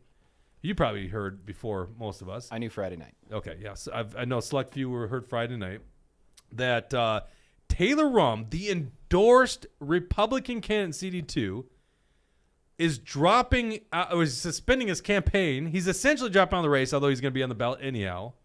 And this is a guy that's loved by a lot of grassroots Republicans. You're in a position in CD2. You're like a deputy or something like that. Or why are you giving me that look? Can we not say that? What? It's in public. You're We're a deputy. we're back to this again. I'm just looking at you talk. Oh, okay. It's been a while. Well, you're like a deputy chair with the I'm the CD2. deputy chair, yes. So you've probably done work to help try to get Taylor Rum elected, right? Not nearly as much as a lot of people. You've done some work, right? Yeah, but and there are some people that have done a lot of work. There are maybe, I don't know, I'd say 30, about 40 people. 30 people that have probably put in, collectively every at waking least moment. every minute they feel like they're doing Rom campaign stuff. Yeah. There you go. He won the endorsement first ballot against a guy who's basically carpet bagged into the district, who's literally a Tom Emmer guy. Won it by, what was the percentage? 74%. So very strongly First loved. ballot. And so this article, less than 24 hours ago, volunteers, activists, paid staffers, and unpaid members of the Minnesota Congressional District 2 GOP working to help get their endorsed candidate Taylor Rum across the finish line in the August 13th primary against Tom Emmer-backed candidate Joe Tyrab. T-Rab? Lying Rab. Isn't that what you guys call him? Lyrab. And they hoped all that work would go towards defeating leftist Angie Craig in November. By the way, the reason this matters is a Democrat, Angie Craig, is in this district, and it's the biggest targeted district in it's definitely Minnesota, maybe even in the upper Midwest. It's a big district. They think they can win it back, okay? Jason Lewis was in this district, won it in 2016 and lost in 2018. All right, and this is Saturday morning. The same great patriots who gave their time and money over the last several months to support Rom learned that Rom quit on them by suspending his campaign to take on the role as, quote, a senior advisor with Trump's Minnesota campaign. And I've chatted with many of these people, and I'm saying overwhelming people feel betrayed by him. And here's why. Taylor Rom, he's a newcomer. He's never led a large-scale statewide campaign or been involved in politics in any grand capacity. It was part of the allure of his race in C2. The grassroots wanted an outsider. So why would Trump's campaign want him as an advisor and not on the campaign trail defeating Angie Craig? And this is where the story gets interesting. Okay.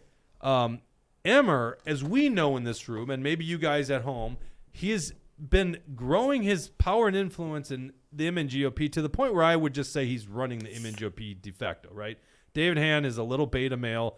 He is basically doing everything Tom Emmer wants. I don't know any other explanation in Otter Tail County other than the fact that Tom Emmer wanted to protect Michelle Fischbach. It was the biggest threat to Michelle Fischbach's endorsement. And so he got David Hand to do his bidding. And I would allege that there was a lot more than just that, okay?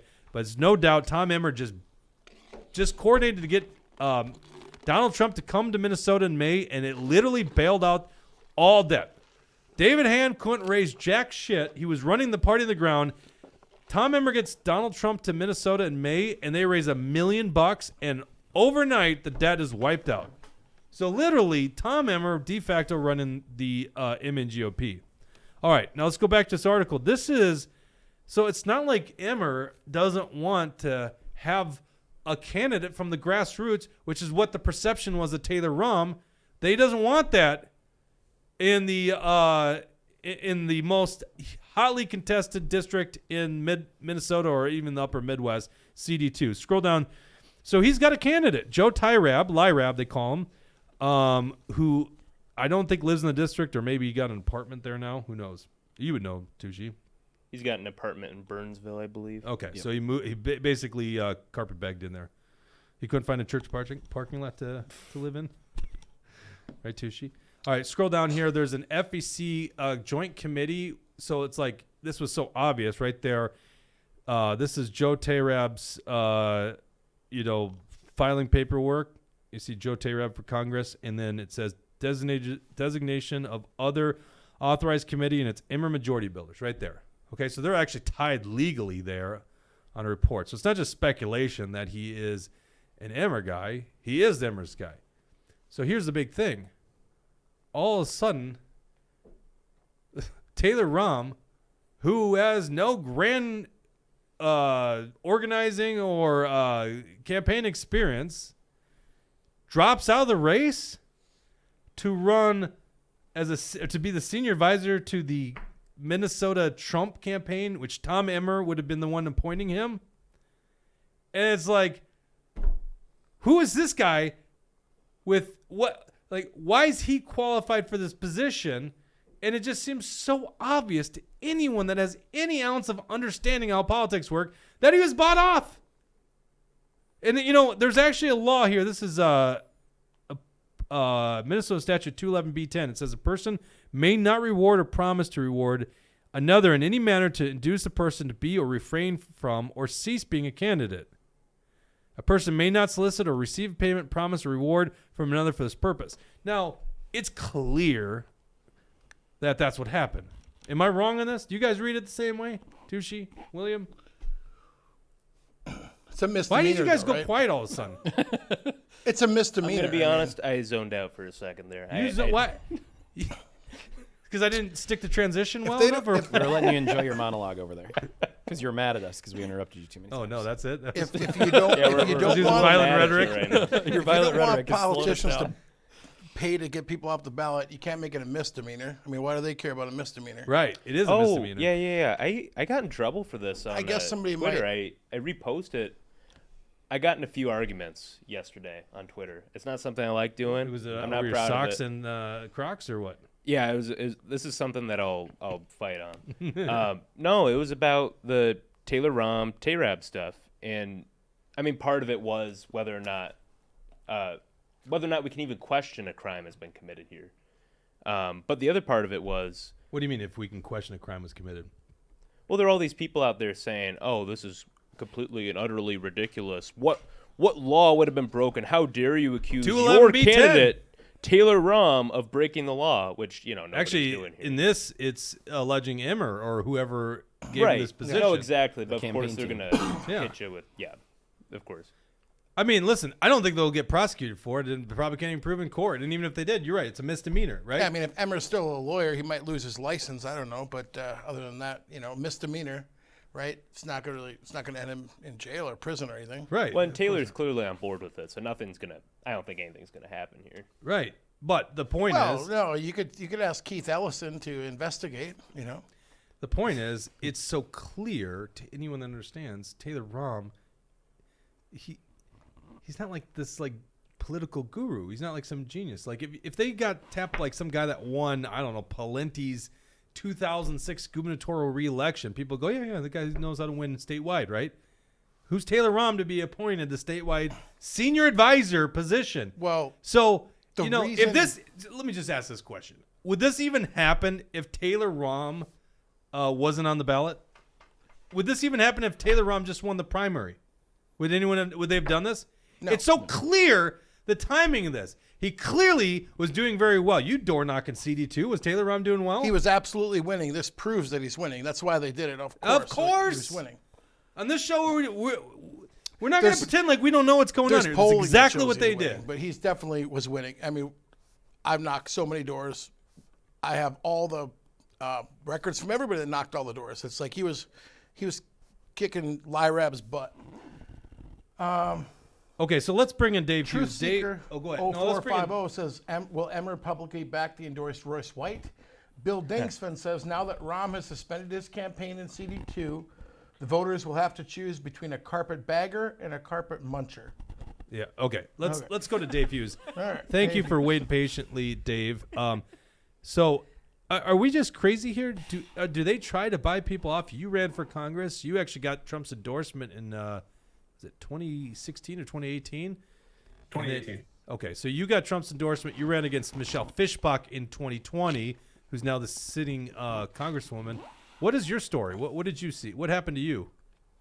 Well, Jake and guys, great to be with you. After I heard the Rahm story yesterday morning, I was shocked and very disappointed, very upset, because I know how hard people in that district were working for him to help him beat Angie Craig. But reading that article and the offer of the position and so forth, it refreshed my memory that the same thing happened to me in 2020. You already mentioned that I ran for Congress in 16 and 18, and in both those races, I got progressively closer to defeating the Democrat incumbent at the time. And in 2020, the establishment didn't want me to win. Third time's the charm. I was the front runner, unquestionably. I had done the hard work those previous 2 cycles, and so the delegates really, really liked me. And Michelle Fischbach announced in September of 19 that she was running. So she was challenging me and the 3 other folks in the race. Well, on March 5th, I had to go back and look at my texts to confirm this, but on March 5th of 2020, about 2 months before the May 2nd, 2020 CD7 endorsing convention, at that time in March, I was, I don't think anybody would question I was the front runner. Michelle had the Trump endorsement by then, but my sense of it was that the delegates were still with me.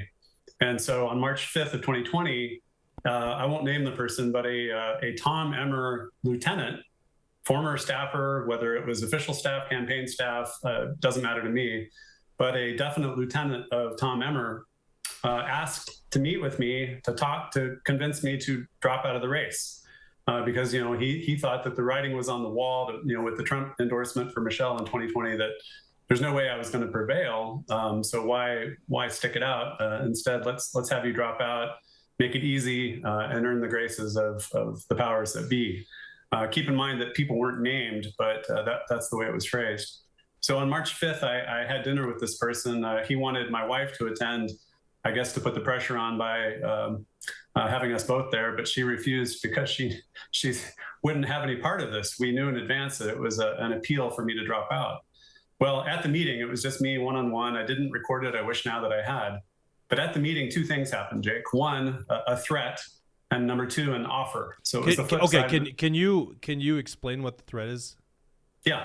It was the flip side of the same coin is the way I view it. The threat was, Dave, if you don't drop out, this person said, I'm here as a friend. I'm not going to do anything to you, but the people that have sent me, and again, he didn't name them, but I've already told you who he used to work for. The people that I work for will ruin you, will do everything they can to destroy you. And oh, by the way, since you're a civilian contractor to government contracts, federal government contracts, those contracts go away. So he threatened my employment. He threatened me. He threatened my good name in Minnesota politics. He threatened my family. All rather vague, Jake, but as direct as I've just told you, especially the part about the job. Mm-hmm. The flip side of the coin then, after saying that thing and letting me sit there for a minute and think about it, the flip side was, but Dave, if you drop out, we can find something for you. It wasn't as specific as this reported offer to Taylor Rahm of this senior advisor position. It wasn't that specific, Jake, but it was, hey, we'll find something for you that's prestigious and we'll pay something. Both prestige and pay were part of the vague offer. Yeah, and Action for Liberty teaches in their class that there's a list of things that they do when you're not complicit. And first they just ignore you, and then if you're too big to be ignored, then they try to reason with you. It's why if you ever hear of a politician, if you're like leading something, they go, hey, come to my office. I want to have a meeting with you. It's because they want to segregate you from the group so they can try to reason with you. Listen, I'm really on your side, but you go, no, the political reality is this. Then they actually threaten you. Okay, and a lot of us have been in politics, have had that happen to us, and it's happened to me many times. And then they try buying you off, right? And then if you resist all these things, eventually what happens is they have to come your way. So these guys, they just want a monopoly on politics. What you're saying, and I really appreciate you telling the story, Dave, it is just exactly what happened with Carrie Lake, and it's actually in this article. You could see it, but she made headlines earlier this year when she had a recording. She had the wherewithal to actually record it.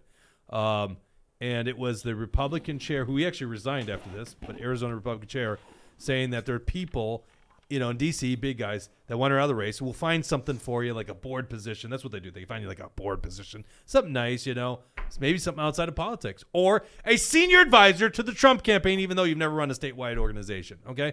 So That's what they're going to do. They're going to find you a nice little place, nice little cushion salary, just so you get out of the way so that they get their objective. They obviously didn't want Carrie Lake running for Senate in Minnesota. I'll give you another example. Tom DePel, you and I both know this. Tom DePel was threatened by the Senate Victory Fund. Do you know this story? You probably know the story, Lieske. These are your people. These are your cohorts. They threatened Tom DePel, and they said, if you don't drop out of this race, even though he was an endorsed Republican candidate, this is in 2022, if you don't drop out of this race, there's going to be a campaign finance complaint against you. And they had this thing teed up, and it was bullshit. It was fabricated. It actually involved William and Action for Liberty. It was completely fabricated. It ended up getting dismissed. It actually went into an investigation, then got dismissed. They hold on. First, it was only a threat.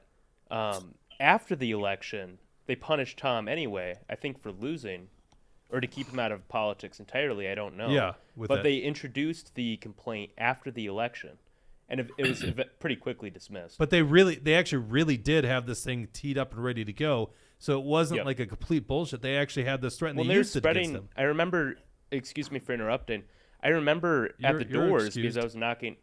Thank you. I remember knocking at the doors for the primary because Tom was going up against a primary challenger. And this was the stuff that the Senate Victory Fund volunteers were spreading. They were saying, oh, yeah, well, Tom has a campaign finance complaint against him. That's right. He's accepting illegal corporate contributions, so he's no good. At this point, they hadn't filed the complaint, but they had it teed up, like you said. Yeah. I ran into similar things when I was door knocking for Senator Wiesenberg in his three-way primary, and there was someone in Pike Creek Township, Nate's own precinct, that said, oh, well, I don't know about Nate. I mean, I think he's going to end up, I hear he's going to end up in prison with Jake Duesenberg for all of their whatever. Literally. And I told Nate about that. But no, for real, that's what kind of BS that these people were spreading, right? And it's like, Nate's going to end up in prison with Jake Duesenberg. Yeah. There was a hate page online. Oh, yeah, I got subpoenaed when I was president of Action for Liberty. I got subpoenaed by Campaign Finance Board. Yeah, they wanted, two different things. And by the way, once these investigations, one lasted a year and a half, found nothing wrong. Absolutely nothing wrong. I've never actually, that I could think of, been bought off. So I don't know why I've never made it to that stage. They just stick around in that threatening stage. But you can't quit. That's why, like Trump, putting that fist up, fight, right? You got to continue on. Dave, anything else here? I really appreciate you sharing the story.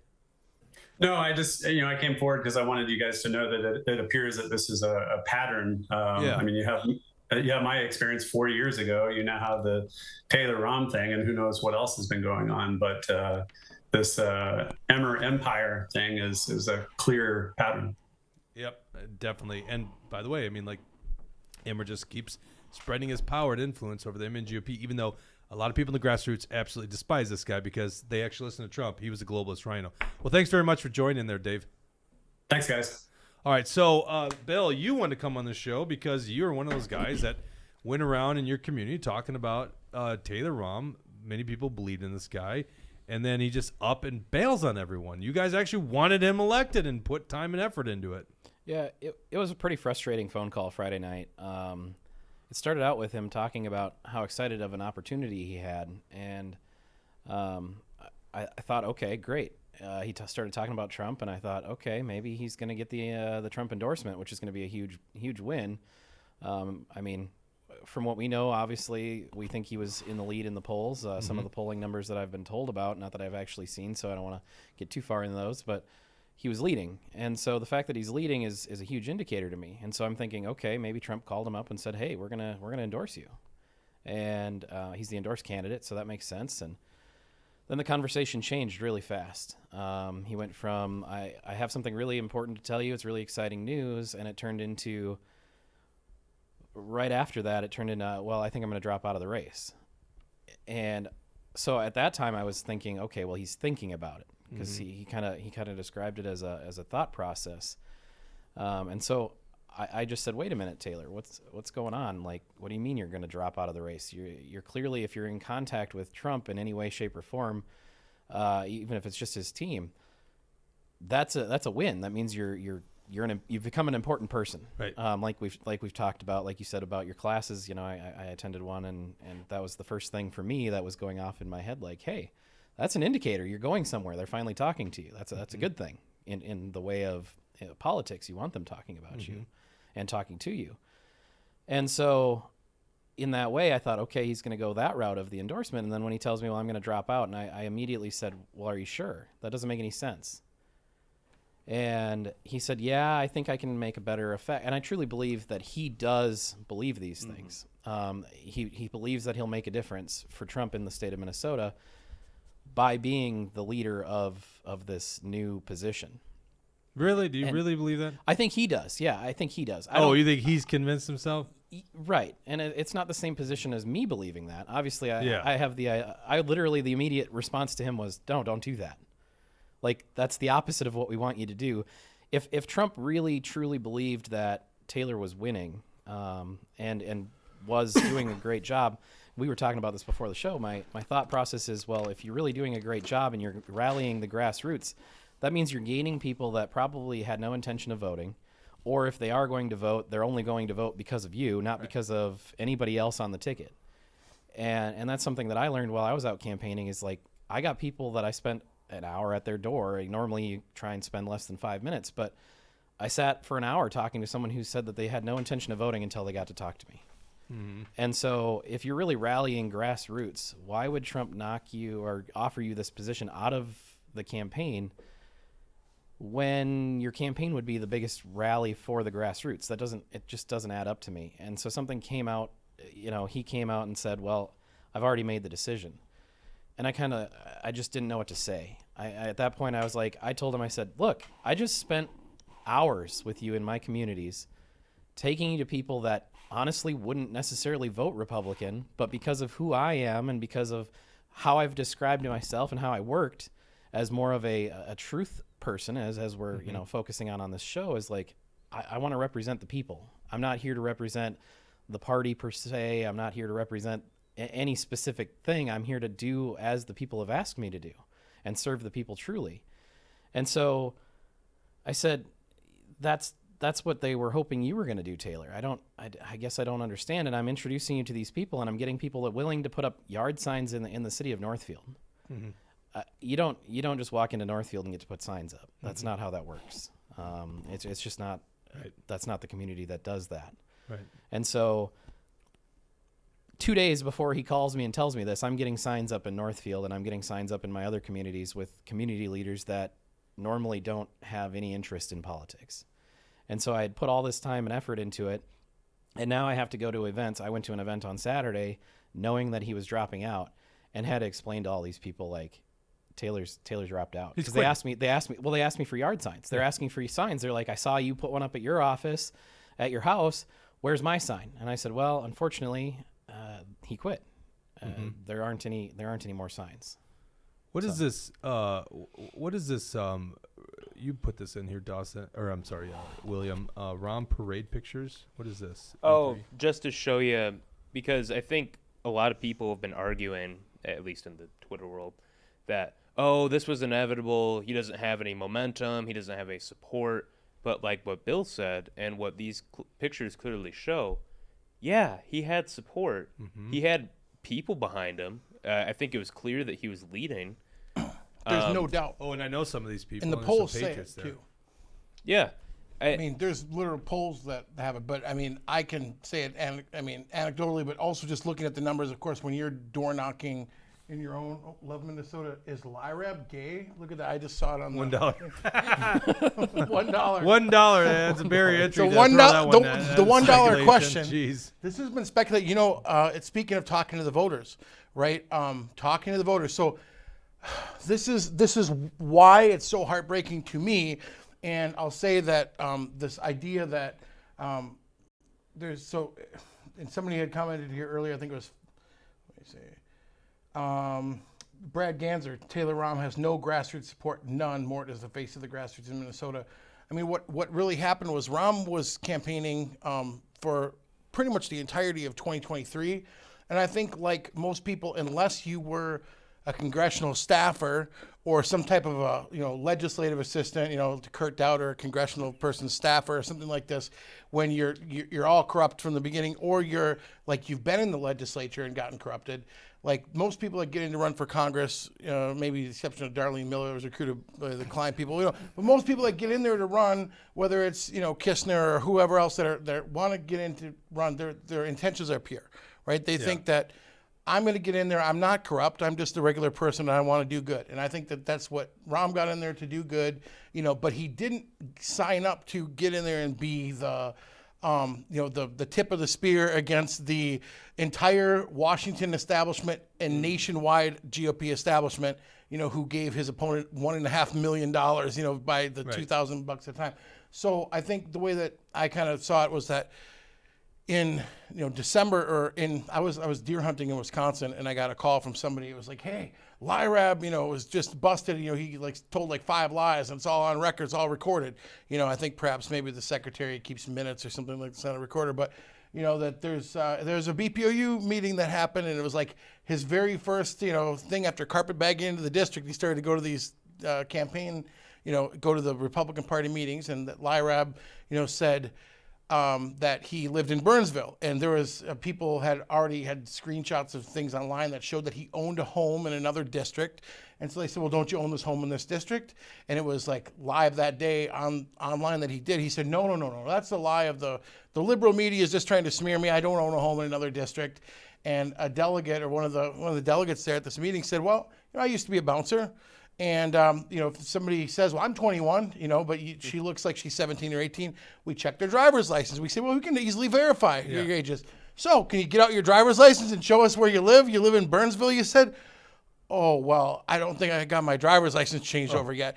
So in other words, this guy owned a house in another district, says it's a lie of the media that he owns a house elsewhere, then he won't show his driver's license. And then I got this call. I was in Wisconsin, and I thought, well, now it's going to be on in CD2, where for 16 years, since the 2008 and 2012 Ron Paul campaigns, and then David Gerson in 14 and 16, this has been built up to the point where, last August at the State Central Committee meeting in August, the rules vote to allow the hand to be canned to fire David Hand was 29-5 in CD2, right? Everywhere else, it was less than 50-50. The vote was, 29 yays to 5 nays in CD2 state central delegates.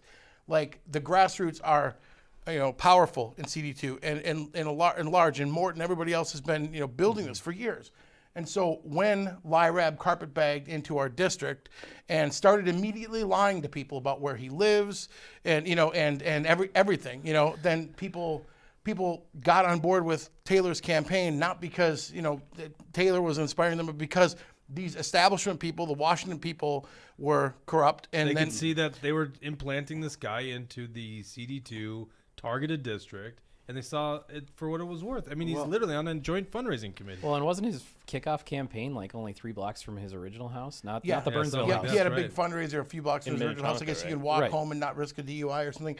But he, and so, Rahm just had to say, look, I'm from this district. I grew up here. I'm accountable to you. And everyone knew that he had, in fact, been in the district for a year campaigning.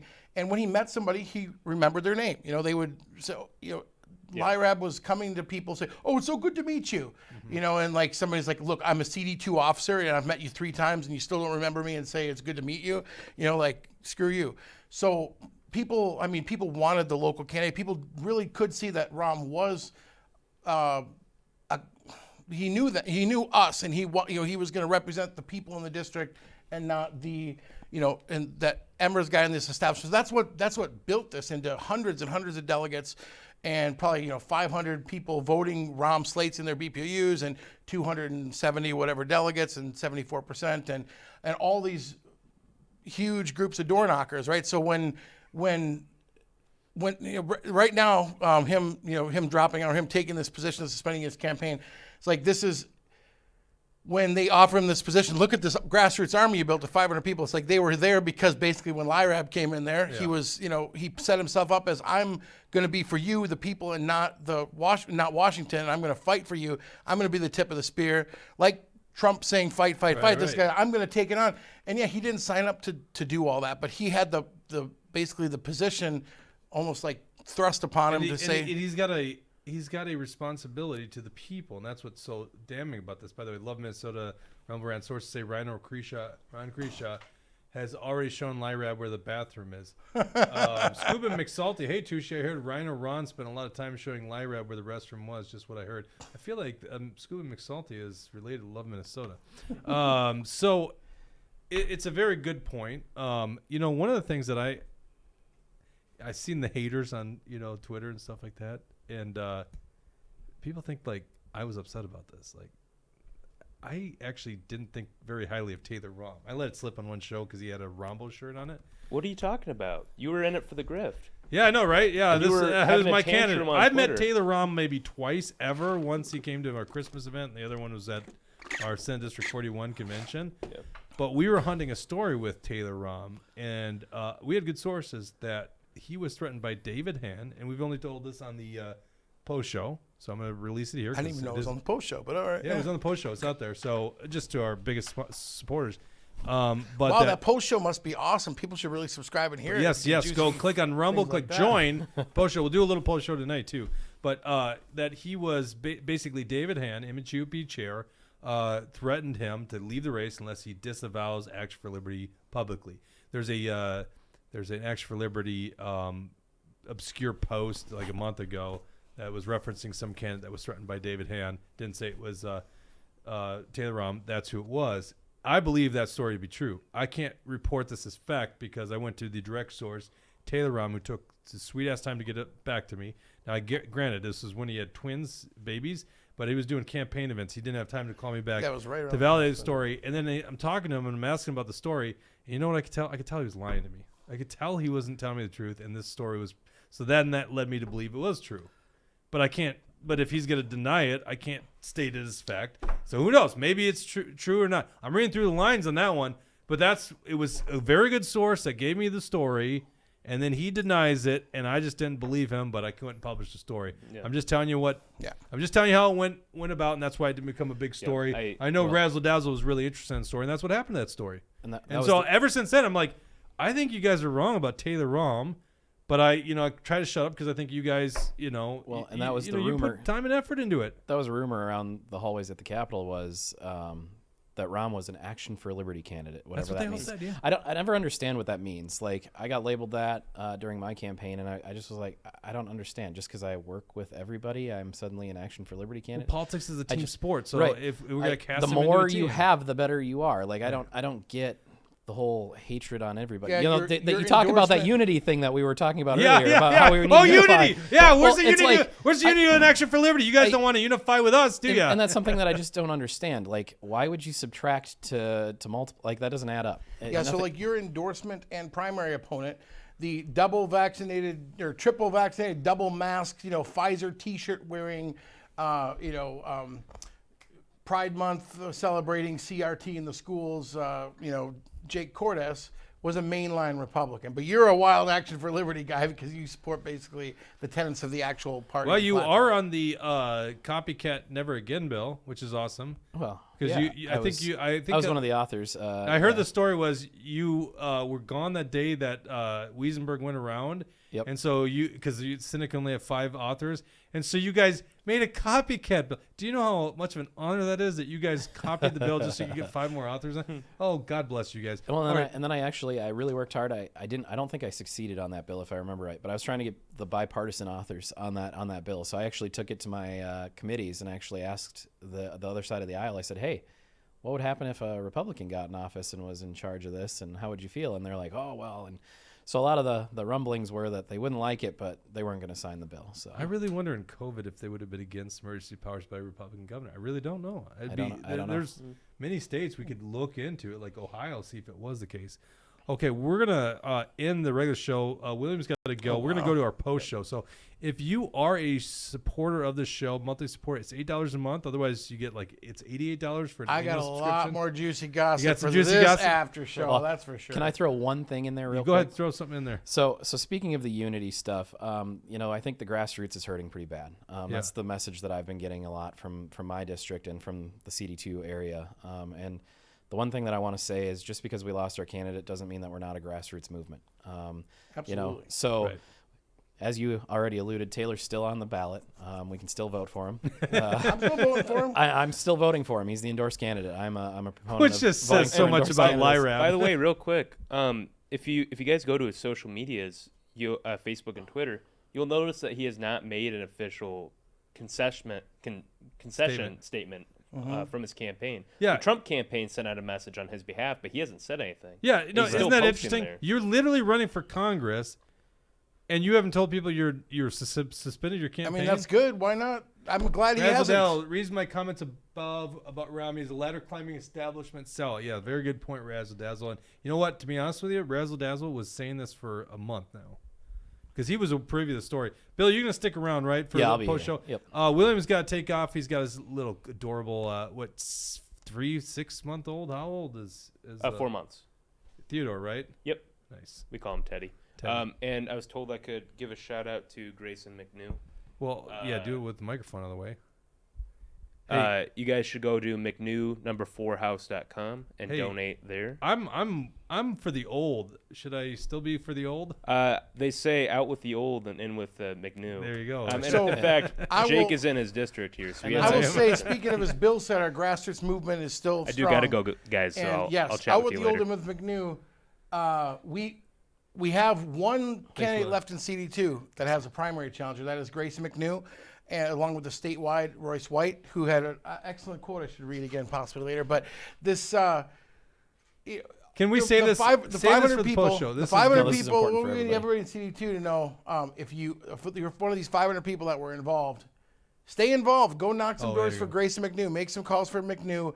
Wayne Johnson is a scumbag liar, and we know that all three people in that primary, Joe Tarab, Joe Frazier, and Wayne Johnson, lied. They all three signed a pledge that they would abide by the endorsement. They promised us, and before they were even elected, they all three broke their promises. And I want to tell that to every voter. I want to leave it on every voter's voicemail. So let's do it. Let's join. Hey, in there's and no call unity 41A. on holding to your promises, Yeah. right? There's no unity on that one. Well, and that's something that I wanted to go after. William said, support McNew. The grassroots still needs to support all of the local candidates. All of our candidates in CD2 need help. There's, if there's anything obvious, it's we've got Angela Zorn running up in I think it's 56A or B. Angela Zorn's in 56A. 56A. Angelina Anderson 56B. And so those are going to be tough districts, and so everyone needs their support. Needs the support, and so find your local candidates. If you don't have a CD candidate, kind of like ourselves here, go out and support the local candidates. They still need your help.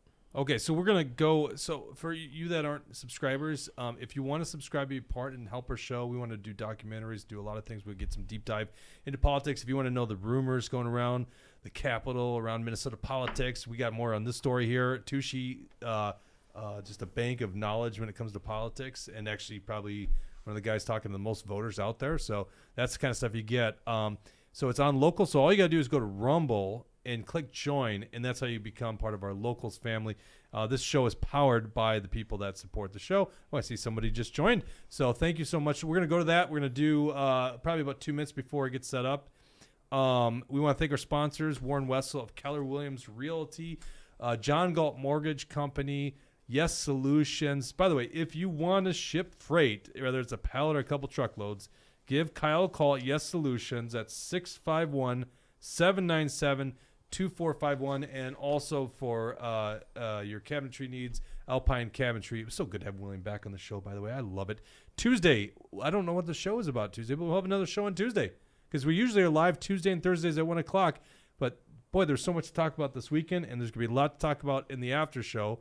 So just go to our Rumble channel, click join. They're right on the top, and that'll do all the things you need. We'll be starting the post show in 2 minutes. Thank you very much. God bless.